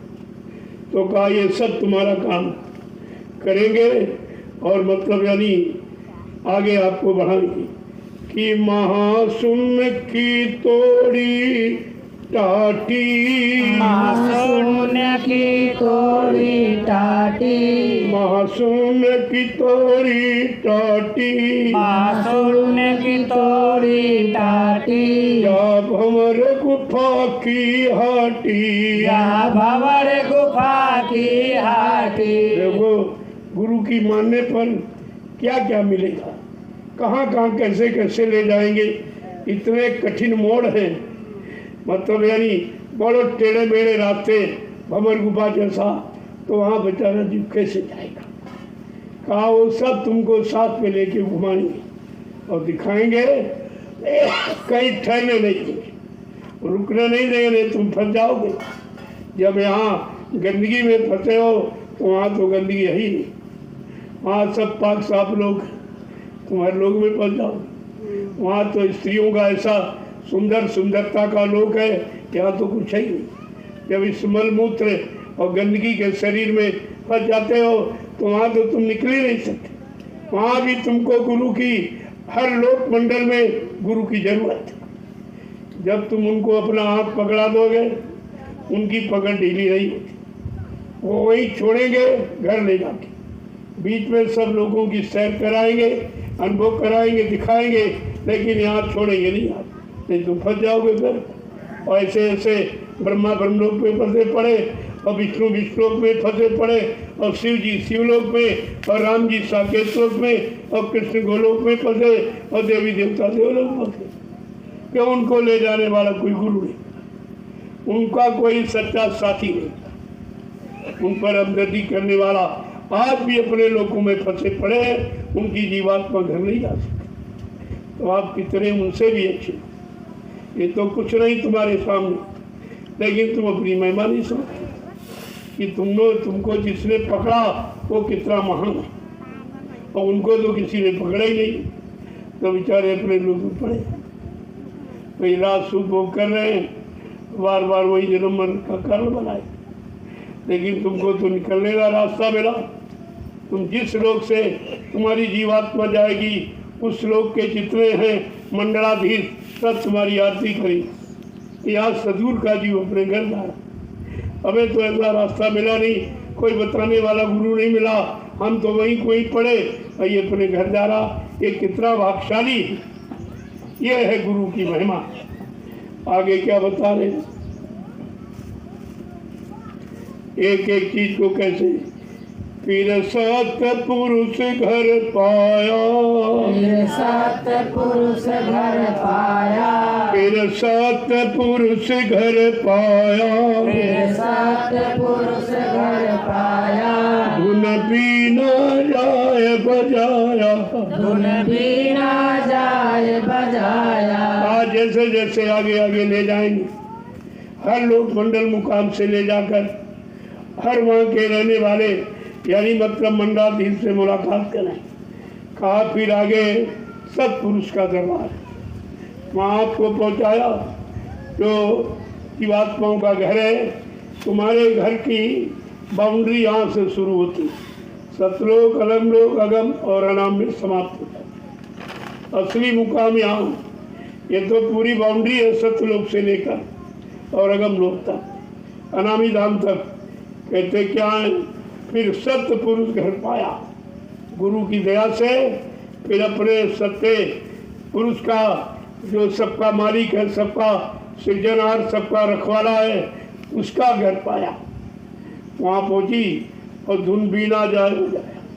वहाँ पर बड़ी अच्छी धुन, बीन की धुनी वो है, बीन बांसुरी वहाँ बजती है। इतनी मतलब मिठास, इतनी अपना आकर्षण है जो यहाँ किसी बाजे में। ये तो वहाँ के बाजों की नकल यहाँ पर आपको बताई गई कि देखो नकल जब अच्छी है तो असल कितनी अच्छी हो। तो तुमको असल पाने के तुम्हारे अंदर प्रेरणा पैदा, जिज्ञासा पैदा हो जाए, यानी रात दिन चिंता लग जाए कि असल कब मिलेगी, असल कब मिलेगा। इसके लिए यहाँ सब नकल बनाई गई। ये मंदिर बनाया गया समझाने के लिए, जैसे ईंट पत्थर का मंदिर, ऐसे भगवान ने तुम्हारा ये मंदिर बनाया। उसमें पत्थर की मूर्ति, इसमें जीवात्मा चेतन मूर्ति है। ये सब आपको, उसमें खर्चा है, इसमें कोई खर्चा नहीं है। अगर इस मंदिर का जानकार मिल जाए और इस मंदिर की मूर्ति के बारे में जानकारी दे दे, ये किसकी मूर्ति है और कैसी है, और वो मूर्ति तुम्हारी है। जीवात्मा तो तुम्हारी मूर्ति है और तुमको जीव को अपने मूर्ति के बारे में ज्ञान नहीं। इसलिए वो पत्थर की मूर्ति पर समय बेचारा खराब करना क्या करें, उसको असली मूर्ति, असली मंदिर की जानकारी नहीं दी। आगे क्या कह रहे हैं कि सुनी अलख अगम की बतियाँ, सुनी अलख अगम की बतियाँ, सुनी अलख अगम की बतियाँ, सुनी अलख अगम की बतियाँ। कुछ कहूँ न पुरुष अनामी, कुछ कहूँ न पुरुष अनामी। क्या कहूँ, क्या वर्णन करूँ। वो तो अनामी महापुरुष इतना सुंदर है कि जिसकी सुंदरता का यहाँ कोई मतलब मिसाल नहीं, कोई उदाहरण नहीं। क्या कह रहे हैं कि पिया पर से सतगुरु स्वामी, पिया पर से सतगुरु स्वामी, पिया पर से सतगुरु स्वामी, पिया पर से सतगुरु स्वामी। कुछ कहूँ न पुरुष अनामी, कुछ कहूँ न पुरुष अनामी। आज ऐसे उनके अमृतमयी चरणों का स्पर्श किया, क्या महिमा कहूँ, क्या यानी मतलब बखान करूँ, वो तो होता ही पानी जवान से नहीं। या भेद मेरी आरत सबसे न्यारी, मेरी आरत सबसे न्यारी, मेरी आरत सबसे न्यारी, मेरी आरत सबसे न्यारी। कोई समझेगी पिया प्यारी, कोई समझेगी पिया प्यारी, कोई समझेगी पिया प्यारी। कोई समझेगी पिया प्यारी। वो प्रार्थना, वो बंदगी बिल्कुल अलग है, एकदम न्यारी है। कहा ये राज रहस्य, कोई उस प्यारी शिव जीवात्मा जो सूरत की, जो सूरत मालिक की प्यारी हो गई, वही इस रात को समझेगी। आगे क्या कह रहे हैं? ये भेद अथाह बखाना, ये भेद अथाह बखाना, ये भेद अथाह बखाना, ये भेद अथाह बखाना। बिन संत न कोई जाना, बिन संत न कोई जाना, बिन संत न कोई जाना। बिन संत न कोई जाना। कहा ये भेद बड़ा था, बड़ा गम है, इसे जबान से बखान नहीं किया जा सकता और कलम स्याही से कागज पर लिखा नहीं जा। ये अनुभव का जब जो जीवात्मा पहुंची उसने अनुभव किया, और जब अनुभव वाली इधर भेजी गई, जाओ सबको यहाँ का भेद दे दो, शायद कोई तैयार हो जाए, तब यहाँ पर आपको बताया जाता। आगे क्या कह रहे हैं? कर्मी जीव जग के अंधे, कर्मी जीव जग के अंधे, कर्मी जीव जगत के अंधे, कर्मी जीव जगत के अंधे। सब फंसे काल के फंदे, सब फंसे काल के फंदे, सब फंसे काल के फंदे। सब फंसे काल के फंदे। आए बेचारे कर्मी जीव जो जगत के कर्मों को किया, आध्यात्मिक कर्म नहीं किया, भौतिक, जब भौतिक कर्म किया, अब ये बेचारे इतना फंस गए हैं कि अब निकल ही नहीं सकते। तो इनको निकालने के लिए इन पर दया की, अब वो दया को भी फेंक देता, उनको बच्चों को सुनता ही नहीं, उनकी नेक अच्छी सलाह को मानता नहीं, तब ये सब काम इसका कैसे होगा? आगे क्या कह रहे हैं? उनसे नहीं मही कहना चाहिए, उनसे नहीं कहना चाहिए, उनसे नहीं कहना चाहिए, उनसे नहीं कहना चाहिए। ये गूढ़ छिपाए रहिए, ये गूढ़ छिपाए रहिए, ये गूढ़ छिपाए रहिए। ये गूढ़ छिपाए रहिए। कहते ज्ञानी हो तो ज्ञान से कहिए, और मूर्ख हो तो मौन हो। ऐसे मूर्खों से ये वर्णन नहीं करना चाहिए। वो बेचारा क्या समझेगा? ये क्या कह रहे, तुम्हारा समय खराब होगा, उनकी समझ में नहीं आएगा। कहते कि उनसे ये कहना नहीं चाहिए। ये जो सार शब्द है, ये राज है, जो रहस्य गूढ़ है जीवात्मा परमात्मा के मिलन का इसको छिपा के सबसे मत कहो, क्योंकि तुम्हारी सच्ची अच्छी बात नहीं मानेगी, तुमको क्रोध आ जाएगा। कहते समझाने और क्रोधी बन के वापिस लौट आए। इसलिए कहते नहीं, ज्ञानी हो तो ज्ञान से कहिए, और मूर्ख हो तो मौन। आगे क्या कहने कि सूरत साथ कमाई करना, सूरत साथ कमाई करना, सूरत साथ कमाई करना, सूरत साथ कमाई करना। सुमिरन में तन मन देना, सुमिरन में तन मन देना, सुमिरन में तन मन देना, सुमिरन में तन मन देना। इसलिए कहना बताना नहीं, और अपनी जीवात्मा सूरत को शब्द से जोड़ना। ये काम शब्द की कमाई करो। जैसे यहाँ संसार की वस्तुएं पाने के लिए दाम की कमाई करते, ऐसे जीवात्मा को मालिक से मिलाने के लिए, अपना घर पाने के लिए नाम की कमाई करनी चाहिए। ये दोनों कमाई का फल अलग अलग है। आगे क्या कह रहे हैं? गुरु दर्शन बहुत निरखना, गुरु दर्शन बहुत निरखना, गुरु दर्शन बहुत निरखना, गुरु दर्शन बहुत निरखना। धुने अनहद नित्य परखना, धुन अनहद नित्य परखना, धुनि अनहद नित्य परखना। धुन अनहद नित्य परखना। कहा गुरु का दर्शन नित्य करो, हर रोज प्रतिरोज करो। बाहर में करोगे बाहर का मन शांत होगा, अंदर से करोगे तो सूरत को लाभ मिलेगा। वो अंदर वाला सूरत को लाभ, बाहर वाला तन मन बुद्धि चित्त, इनको पाक साफ निर्मल पवित्र करने वाला। आगे क्या कह रहे हैं? सुमरन में तन मन देना, अपना शरीर और मन अब सुमरन ज्ञान भजन में लगाना। ये असली रास्ता है परमात्मा से मिलने का। जब इस रास्ते पर चलोगे और रोज अभ्यास करोगे, जब अभ्यास हो जाएगा फिर आप सोने में भी जा सकते। शरीर तो सोने का मतलब शरीर थक जाता तो गिर जाता है, लेकिन मन बुद्धि जीवात्मा तो कभी नहीं सोते। जब ये बाहर का अभ्यास पक्का हो जाएगा तब सो जाओगे।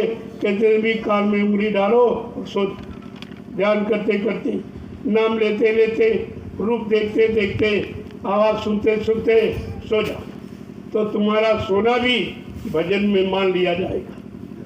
देखो कितना सरल किया गया जीव की, क्योंकि जीव कमज़ोर है। कमज़ोर जीव को सब तरफ से सहारा दिया जाएगा, तब ये घर जा सकेगा। आगे क्या कह रहे हैं? सत्संग की चाहत रखना, सत्संग की चाहत रखना, सत्संग की चाहत रखना, सत्संग की चाहत रखना। जब दिल बने तब करना, जब दिल बने तब करना। यानी जब मन राजी, मन शांत हो तब करना। ऐसे जबरदस्ती बैठ गए कि जल्दी जल्दी कर लो ये काम करना, तो ऐसे वजन का कोई लाभ। जब ये मन इच्छा करे कि नहीं सब काम हो गया, ये काम बाकी है, तब आप बैठो तो उसमें दया होगी। अब तुमको एक फॉर्मेलिटी अदा करने के लिए चलो सुबह करना है, शाम करना, और सुबह शाम कोई जरूरी नहीं कि मन आपका साथ दे। पता नहीं ये मन कब शांत हो जाए। जब शांत हो जाए तब से काम ले, फौरन सब काम बंद करके उससे काम ले लो। ऐसे ये तुम्हारा काम कर सकता। अपनी लगन में इसको लगाना बड़ा मुश्किल। चलो इसकी लगन में लग जाओ, और ये काम बनाना है, इसको कंट्रोल नियंत्रण में लाना है, तो कुछ उसके अनुसार भी करना, लेकिन अच्छी से अच्छी सलाह मानना है, पूरी सलाह नहीं। आगे क्या कह रहे? उपदेश किया ये टीका, उपदेश किया ये टीका, उपदेश किया ये टीका, उपदेश किया ये टीका। सतगुरु स्वामी नाम में सीखा, सतगुरु स्वामी नाम में सीखा, सतगुरु स्वामी नाम में सीखा, सतगुरु स्वामी नाम में सीखा। गुरु चरण बसे जब मन में, गुरु चरण बसे जब मन में, मैं से मुँह दम दम पल में, ऐसे हूँ दम दम पल में। ये है गुरु के चरणों को अंदर बसाने का लाभ। ऐसे काम ये बाहर में तो आपको जो मन बाहर में बहक गया, फंस गया, मतलब यानी लग गया, तो उसको धीरे से मोड़ने की आपको बाहर में बच्चों सुनाए जा रहे, बाहर में आपको सुमरन ध्यान भजन कराया जा रहा, बार में परमार्थी सेवा में लगाया जा रहा कि किसी तरह से ये बहिर्मुखी मन अंतर्मुखी बन जाए तो अंदर में साधना में लग जाए।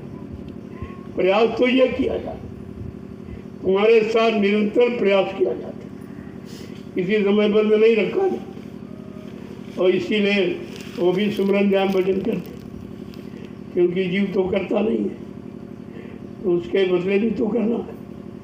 क्योंकि निकालने का ले जाने का वादा अब वो कह रहा नहीं करेंगे। तुमने वादा क्यों किया? तुम्हारे में शक्ति नहीं थी तो क्यों वादा किया? ले नहीं जा सकते थे तो क्यों वादा किया? पहुंचा नहीं सकते तो वादा क्यों किया? कहा वो तो वचनबद्ध, वो तो ले ही जाएंगे, लेकिन कुछ तुम करो और कुछ मैं करूं, इसमें मालिक की दया हो जाए। ये आपको नित्य बताया जाता।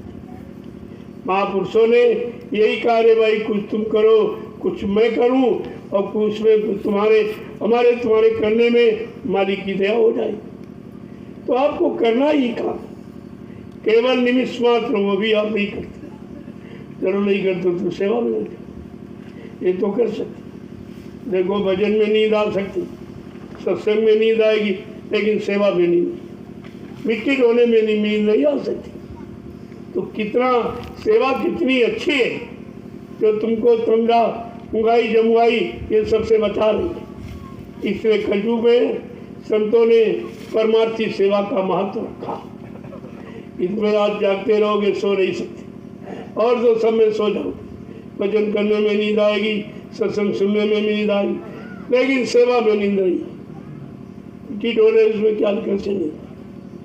तो कितना महत्वपूर्ण है ये परमार्थी सेवा, कितनी महत्वपूर्ण है कि जो काम यानी सत्संग और सुमरन में नहीं हो पा रहा वो परमार्थी सेवा से। इसने कहा कि एक आध कलयुग में कोई भजन से जाएगा और सेवा से सबको घर पहुंचा दिया जाए, तभी आपकी सेवा प्रदान की जाए। यहाँ जमीन ले लो, यहाँ सेवा शुरू हो जाए, वहाँ ले लो, वहाँ सेवा शुरू हो जाए, वहाँ ले लो, वहाँ तो जमीन नहीं ली जाए, तुम्हारे कर्म कर्जों को उतारा जाए। जमीन का तो बहाना है, ये तो एक आधार है आपका, और बगैर आधार के आप काम कर नहीं सकते। कैसे करोगे? तो ये तुम्हारे साथ जो भी किया जा रहा है वो तुम्हारे कल्याण के। अब आप बात समझी नहीं पाते, मानी नहीं पाते बातें, और बाद में आप पछताते हो। तो ये पछताने वाला काम इस दरबार में नहीं। अगर मान लो तो कोई पछताना। अब वो क्यों कहा जा रहा है? क्यों मतलब यानी अचानक आपको जोड़ा जा रहा जगह, इसलिए क्योंकि तुम्हारे कर्मों की अदायगी वहीं से होनी, दूसरी जगह से नहीं, वहाँ से। और तुम इस बात को समझते जानते नहीं, आदेश का खंडन कर देते हो, बाद में पछताते हो। पर आदेश ये बार बार थोड़ी मिलेगा, ये कभी कभी दया आदेश की भी होती। ये हमेशा जो परमार्थी सेवा करो ये हमेशा नहीं होती। पीछे के जीव बेचारे पछताएंगे कि आगे के जीवों ने कितनी मेहनत की है, कितना परिश्रम किया, वो भी हमारे लिए ये जगह बनाई, जमीन खरीदी और इस पर बैठने का साधन बनाया, सुविधाएं दे दी कि लोग आएंगे, बैठ के भजन करेंगे, सत्संग सुनेंगे, सेवा करेंगे, उनको ये लाभ मिल जाएगा, तो इससे हमारा भी कुछ भला हो जाएगा। तो तुमको अपने लाभ की बात सोचो। महापुरुषों के बच्चों में कोई टीका टिप्पणी नहीं, ये टीका टिप्पणी का प्रश्न नहीं है, ये करने का प्रश्न। करने लगो उसी में लाभ, नहीं करोगे तुम जानो तुम्हारा काम जाने। बाद में आप नहीं कर सकते, भाई हमको क्यों नहीं बताया, हमारा कर्म कर्जा उतरने वाला तो आपने बताया क्यों नहीं। संबंध तो कहीं ना कहीं करना ही है, लेकिन जहाँ से कर्म कर्जे का निपटारा हो जाए वो संबंध तुम्हारे बंधनों को मुक्त करने वाला। लेकिन तुम अपनी दुनियावी बुद्धि लगाने लगते हो, तभी आप फेल हो जाते, फिर आपको पछताना होता। जय गुरुदेव, जय गुरुदेव, जय गुरुदेव। नाम किसका? जय गुरुदेव। नाम किसका? प्रभु का प्यारा नाम। और सब लोग खड़े हो जाए। ये रोज कवायद करवाई जाती। और अभी आप भजन के लिए नहीं खड़े हो पाए, अभी सुमरन ध्यान के लिए खड़े ही नहीं हो पाए, बैठे सोते रहते। अरे खड़े होने का मतलब अब अपने घर की तैयारी। यहाँ रहते रहते बहुत दिन और जन्म मरण के सिवा कुछ नहीं मिला, यहाँ मिलने वाला कुछ नहीं। और इस शरीर में चले गए, वहाँ खाया पिया सोया, बच्चा पैदा किए, फिर मर गए, फिर दूसरे शरीर में गए, वहाँ खाना पीना कमाया, बच्चे पैदा किए, मर गए। यही करते करते कितने जन्म निकल गए।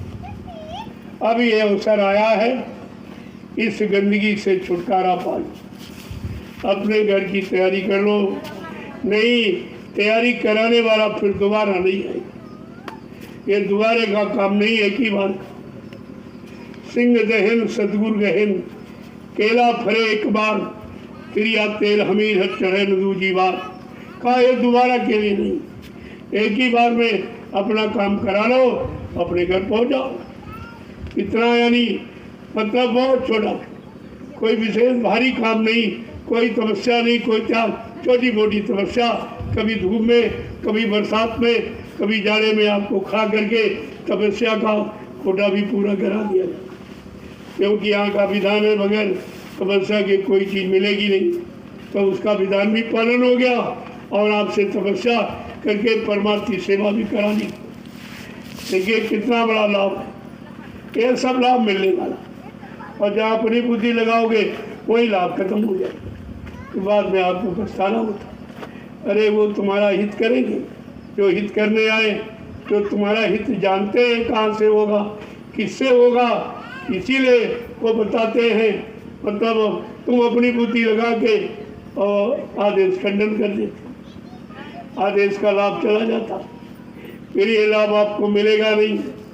एक बार आपने पालन नहीं किया, दोबारा आदेश दिया नहीं जाएगा, आदेश से आप वंचित रह जाओ। जय गुरुदेव, जोर से बोलो, सब मिल बोलो, बोलना होगा, अभी से बोलो, दुख दर्द हरेंगे, सब कष्ट मिटेंगे, सुख शांति भी देंगे, सबके दाता, सबके मालिक, प्रेम से बोलो, ये नाम नहीं इंसान का, ये काम नहीं इंसान का। जो भी काम आपको दिया जा रहा, जो आदेश किया जा रहा, वो इंसान का काम, वो प्रभु का काम, वो प्रभु तुम्हारा वो काम करने को तैयार, तब आपको आदेश दिया जाए। इधर से कोई आदेश अपनी मनमुक्ता का नहीं होता, तुम्हारे कल्याण का, तुम्हारे लाभ का होता। यही है बात जब अर्जुन ने नहीं मानी कृष्ण की, उसको नर्क जाना, साथ रहते हुए भी 24 घंटे, और बात नहीं मानी। और ये भी नहीं मान पाया कि भगवान ये शक्ति है, ये दुष्टों का संहार कराने के लिए आई, ये उसके दिमाग पे नहीं आया, अपने पर लागू किया कि हमने महाभारत किया, हमने मारा, हमने ये किया। कैसे कहते नहीं तुमने नहीं किया, तब कह रहा देखो कितना झूठ बोलती, केवल न थाकते रहे, कहते हमने किया।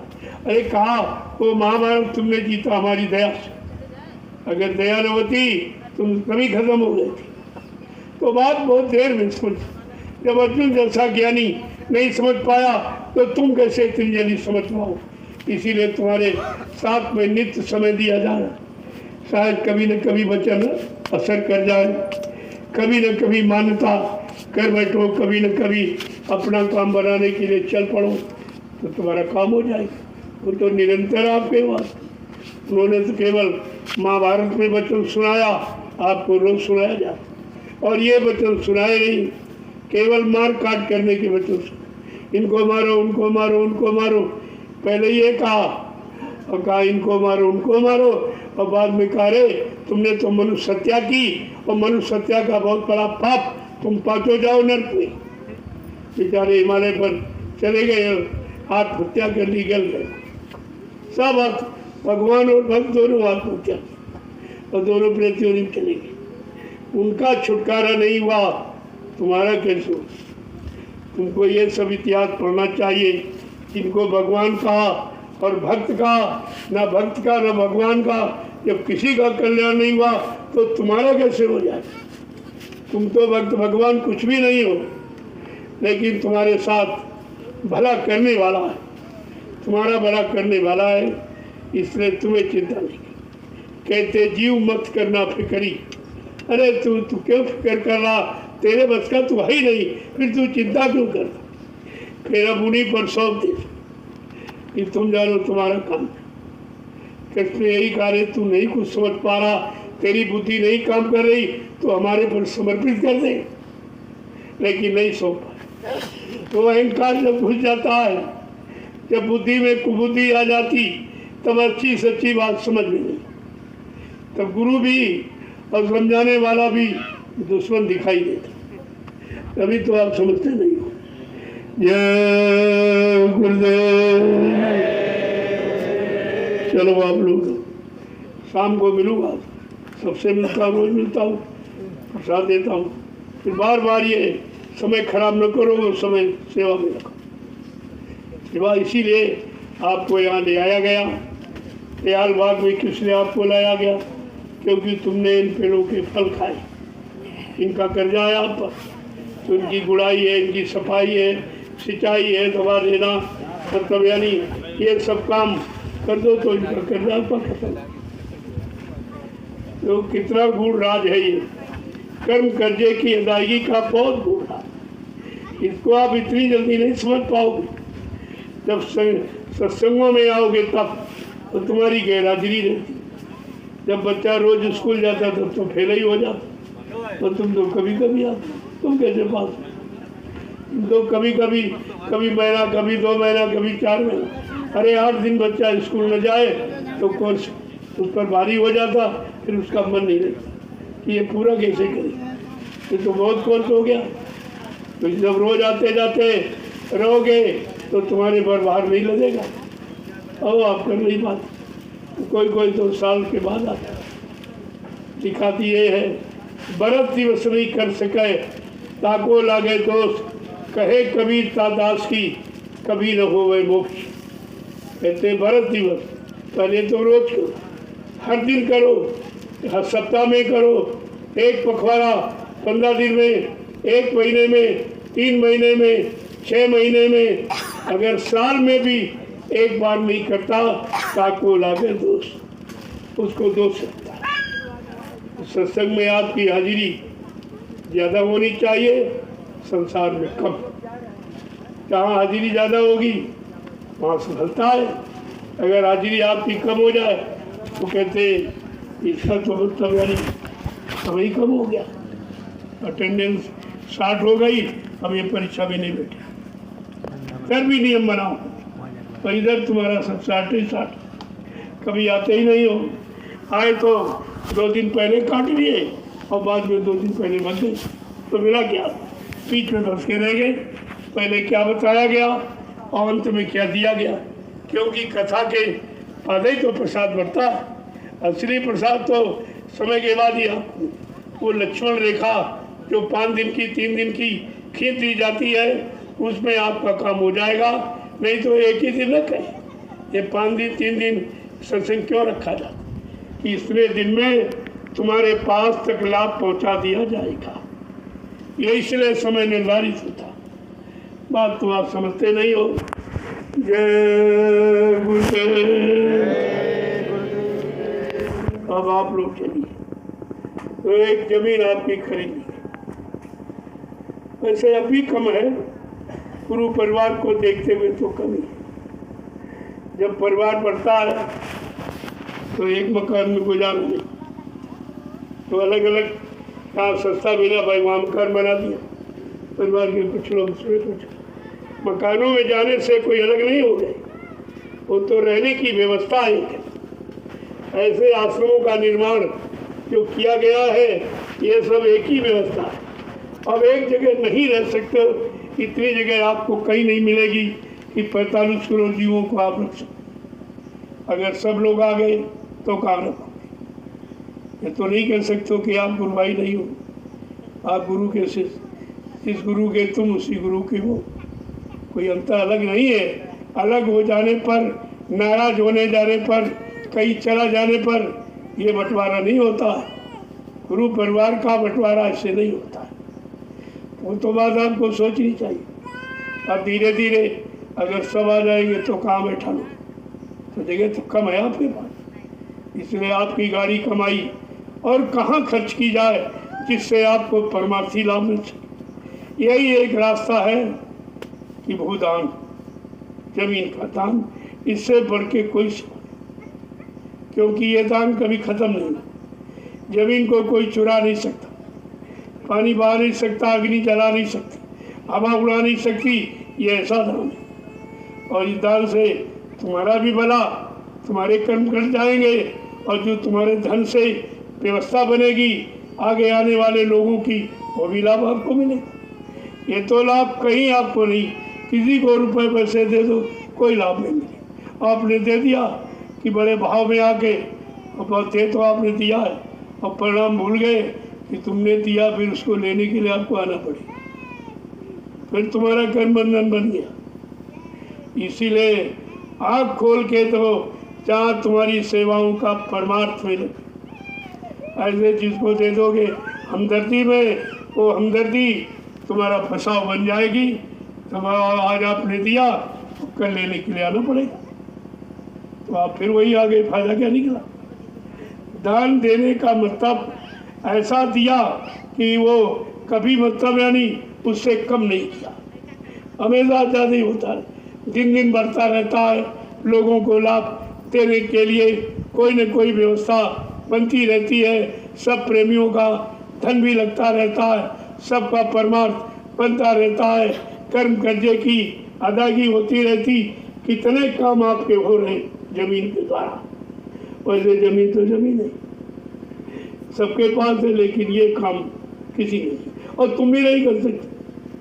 तुम्हें हजारों बीघे जमीन दे दी जाए, ये काम तुम कर नहीं कर पाओ, ये काम तुम्हारे बस का नहीं।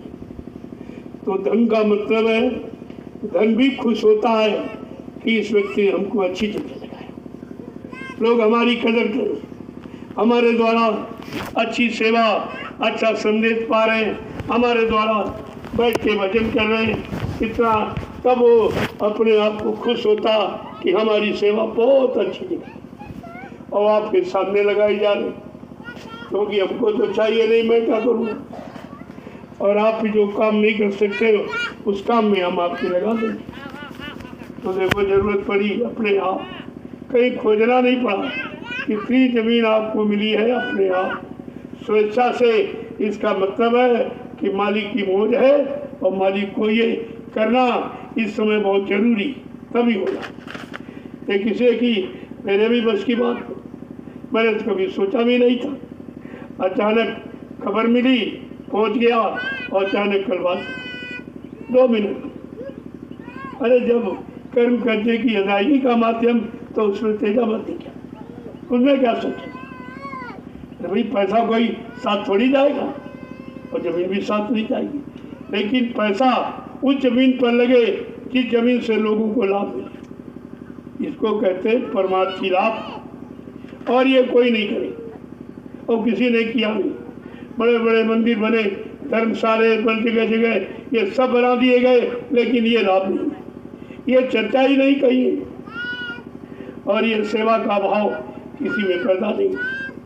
तो बना दिए, लाखों रुपए बेचारे दान भी देते थे और मिला कुछ, तो शराबी का वही खा गए और उसका भोजन तुम्हारे पर चढ़ेगा। ना तुम धन देते, ना वो शराब पीते, ना बुरे कर्म करते।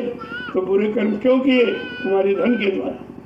इसलिए धन का लाभ नहीं, आपको नुकसान हो, तुम्हारा भी बुरे कर्म में हिस्सा बन जाएगा कि तुमने धन आँख खोल के क्यों नहीं दिया। आँख बंद करके दान नहीं देना, आँख खोल।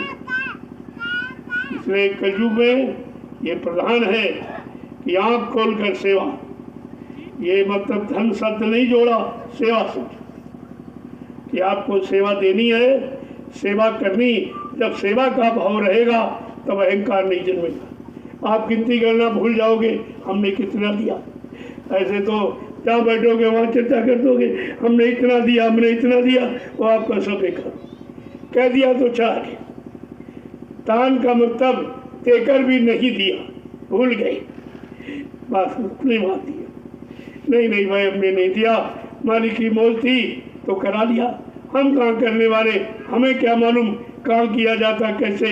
उनकी मौज हो गई और हमारा हमसे करवा लिया, यही कौन कम, हम तो किसी काम करने के लायक नहीं थे। ये भाव हमेशा रहना चाहिए, तो परमार्थी लाभ हमेशा मिलता ही रहेगा। जय गुरुदेव। अब यहाँ आपकी सेवा धीरे धीरे कम हो रही थी, तो फिर एक नई सेवा की शुरुआत होगी। वहाँ भी कुछ हो जाएगा, होगा आपके द्वारा और किसी के द्वारा नहीं। जो तुमने दिया है, तुम्हारे गाड़ी कमाई से ये व्यवस्था सब की है। ये किसी सेठ साहूकार की कमाई नहीं है। ये भी आप ध्यान रखिए, जितने स्थान हिंदुस्तान में बने सब नंबर 2 की कमाई से। इसीलिए वहाँ कोई धर्म नहीं है, कोई सच्चा मानव कर्म नहीं है, वहाँ किसी तरह का परमार्थी लाभ नहीं। लेकिन ये जो निर्माण हो रहा बिल्कुल अनोखा, ये जो एक 2 10 20 50 100 रुपए जो भी आपने दिया है, ये उसी के द्वारा सब आपका अच्छी जगह एक लगाया जा रहा, जिससे लोगों में एक अच्छा भाव पैदा हो, लोग अच्छे सच्चे काम की तरफ चल पड़े। तो ये कितना बड़ा लाभ, वतन तो यही रह जाएगा, लेके आप जा नहीं सकते। जब जान गए कुछ जाएगा नहीं, तो उसको इसी जगह खर्च कर लो तो तुम्हारे साथ चला जाएगा। ले जाने का तरीका है, लेकिन वो संत महापुरुषों की शरण में, उन्हें मालूम है तुम्हारी एक एक पाई कैसे जाएगी, और ऐसी जगह लगा देंगे सब चला जाए, कुछ नहीं बचेगा। वैसे तो जा ही नहीं सकता। बड़े बड़े राजे महाराजे, जिनके पास सोना चांदी हीरे जवाहरात इसके खजाने थे, वो कुछ नहीं कर पाए। वो गड़े के गड़े रह गए और वो चले गए नरकों में पड़े, जमराज की जूतियों की मार खा रहे। और आदमी बेचारे नहीं कुछ, क्योंकि उनसे अच्छा सच्चा काम कराने वाला कोई मिला नहीं था। कोई मिल जाता तो करा देता, तो उनको भी लाभ। और तुम्हारा तो एक कागज की मुद्रा से कराएगा, इसमें कुछ है ही नहीं। हवा चल जाए तो उड़ जाए, अग्नि पात्र जला दे, पानी गला दे तो बेकार है, तो चुरा ले जाए। लेकिन कैसी जगह लगाया जा रहा, जहाँ हीरे जवाहरात मतलब नहीं लग पाए, वहाँ तुम्हारी कागज की मुद्रा लगे। ये सब सेवा आपके लिए लाभकारी रास्ता है। और धीरे धीरे प्रेमियों की समझ में आ रहा, तुम्हारा तो लग ही रहा, तुमको देख कर लोगों में भी इच्छा पैदा हो रही कि अरे उन्होंने लगा दिया, हमको भी लगाना चाहिए। धीरे धीरे धीरे तुम्हारा दान कितने लोगों को दान देना सिखा देगा। ये छोटा मोटा लाभ नहीं है। जय गुरुदेव। मालिक से हमेशा यही फरियाद करो कि हमारी गाड़ी कभी किसी अनर्गल काम में न लगे। तो अपनी शरण में ले लो, अपने आदेश पालन में लगा दो, बस यही इच्छा रखनी चाहिए, ताकि कभी धन से किसी का काम नहीं हुआ। लेकिन आज कल युग में धन से ही काम कराया जाए, वो भी कागज की मुद्रा से, इसका कोई अस्तित्व तो नहीं है। ये देखो, ये मौज है, ये मौज की बात है। तो आपको कागज की मुद्रा से ये कितना बड़ा काम देखिए, ये बगीचा हरा भरा, ये आपकी गाड़ी कमाई से। मेरा इसमें कुछ नहीं, ये सब आपका है और आप लोगों के लिए है। और जब तक श्वास रहेगी, आपके लिए, संगत के लिए, गुरु के लिए ये कार्य करता ही रहूँगा। मेरा दूसरा और कोई काम। धीरे धीरे आप देखते रहिए कितने आश्रम बन जाएंगे, कितनी जगह, सब जगह शोर शराबा हो जाएगा, सब लगे लोग जान जाएंगे कि गुरुदेव नाम को सभी लोग लेने लगेंगे, क्योंकि सबका काम होगा, सबको रोजी रोटी मिलेगी, तो फिर कौन नहीं नाम देगा। इसीलिए कहा, जन जन की जबान पर जब जय गुरुदेव नाम आएगा, सच्ची स्वतंत्रता का मानो, तब आनंद उठाएगा। तो नाम आएगा कैसे? जब उसका भला होगा तभी तो नाम लेगा। बिना भले के नाम तो नहीं ले लेगा। जिसको लाभ मिलेगा वो चिल्लाएगा। ये जगह जगह जो निर्माण कार्य हो रहा, आगे आने वाली दूरदर्शी व्यवस्था की ये भूमिका तुम्हारी समझ में इसीलिए नहीं आ रहा क्योंकि दूरदर्शी भी तुम्हारे से दूर है, या तुम दूरदर्शी से दूर बैठे हो। अगर घोषणा पत्र पढ़ लो दूरदर्शी का, जो 88 पेज का बाबा जी ने लिखा है, वो अगर आप पढ़ लो तुम्हारी सारी शंका खत्म हो जाएगी कि कैसे कैसे काम किए जाएंगे। ये जितने आश्रम मतलब यानी जो मतलब बने हैं, ये सब संत महात्माओं के द्वारा कार्य होगा।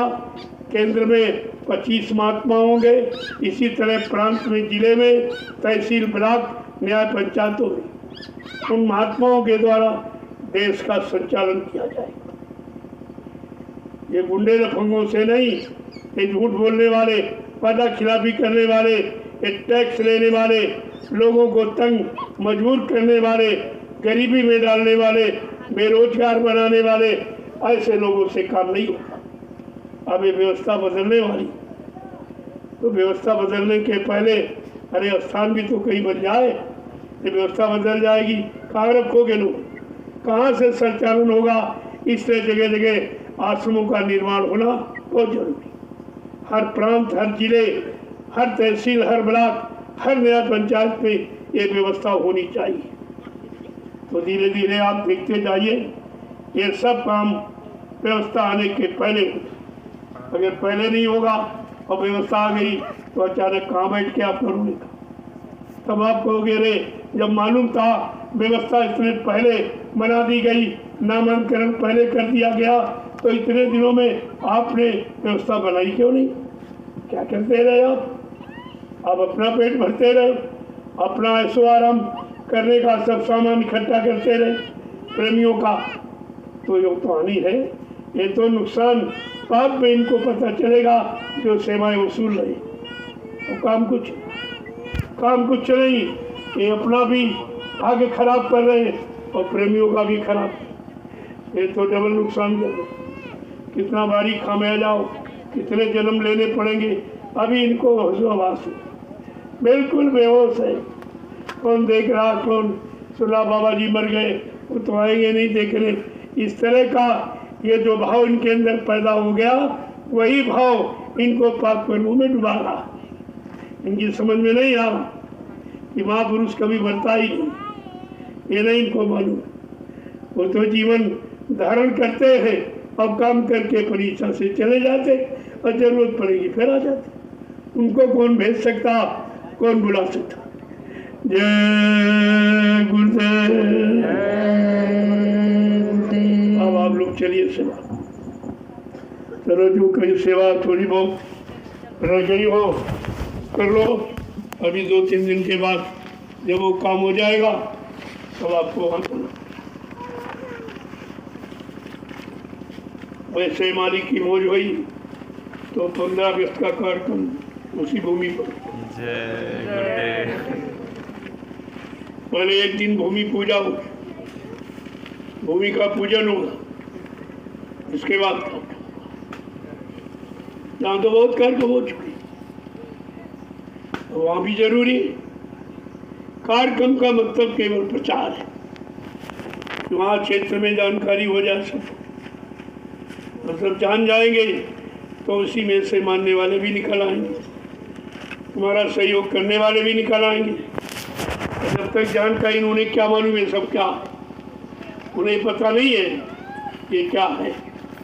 तो वहाँ पहुँचोगे, तुम्हारी सेवा देखेंगे, तुम्हारा निस्वार्थ भरा एक काम देखेंगे तो सब जाने, क्योंकि ये काम कहीं नहीं हो रहा, इस तरह का निस्वार्थ काम कहीं। यही तो लोगों को समझना, लेकिन बेचारे कर नहीं पा रहे, और करने के लिए तो बड़ा खर्चा कर रहे, अपना पेट भर रहे हैं, तो कैसे करेंगे? तो कुछ नहीं तो यहाँ की बुराई बना गई, बुराई में जुट गए।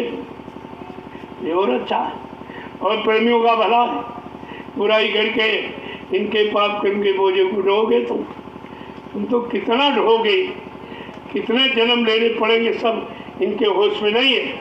ये प्रेमियों का ले रहे हैं, वो भी सब गलत जगह प्रयोग कर, और ये निंदा आलोचना बुराई क्या अच्छा सच्चा काम सबके लिए हो रहा, तो ये भी बोझा लाद रहे। ये तो इतना बोझा लाद लेंगे कि अपने बोझे से दब जाएंगे।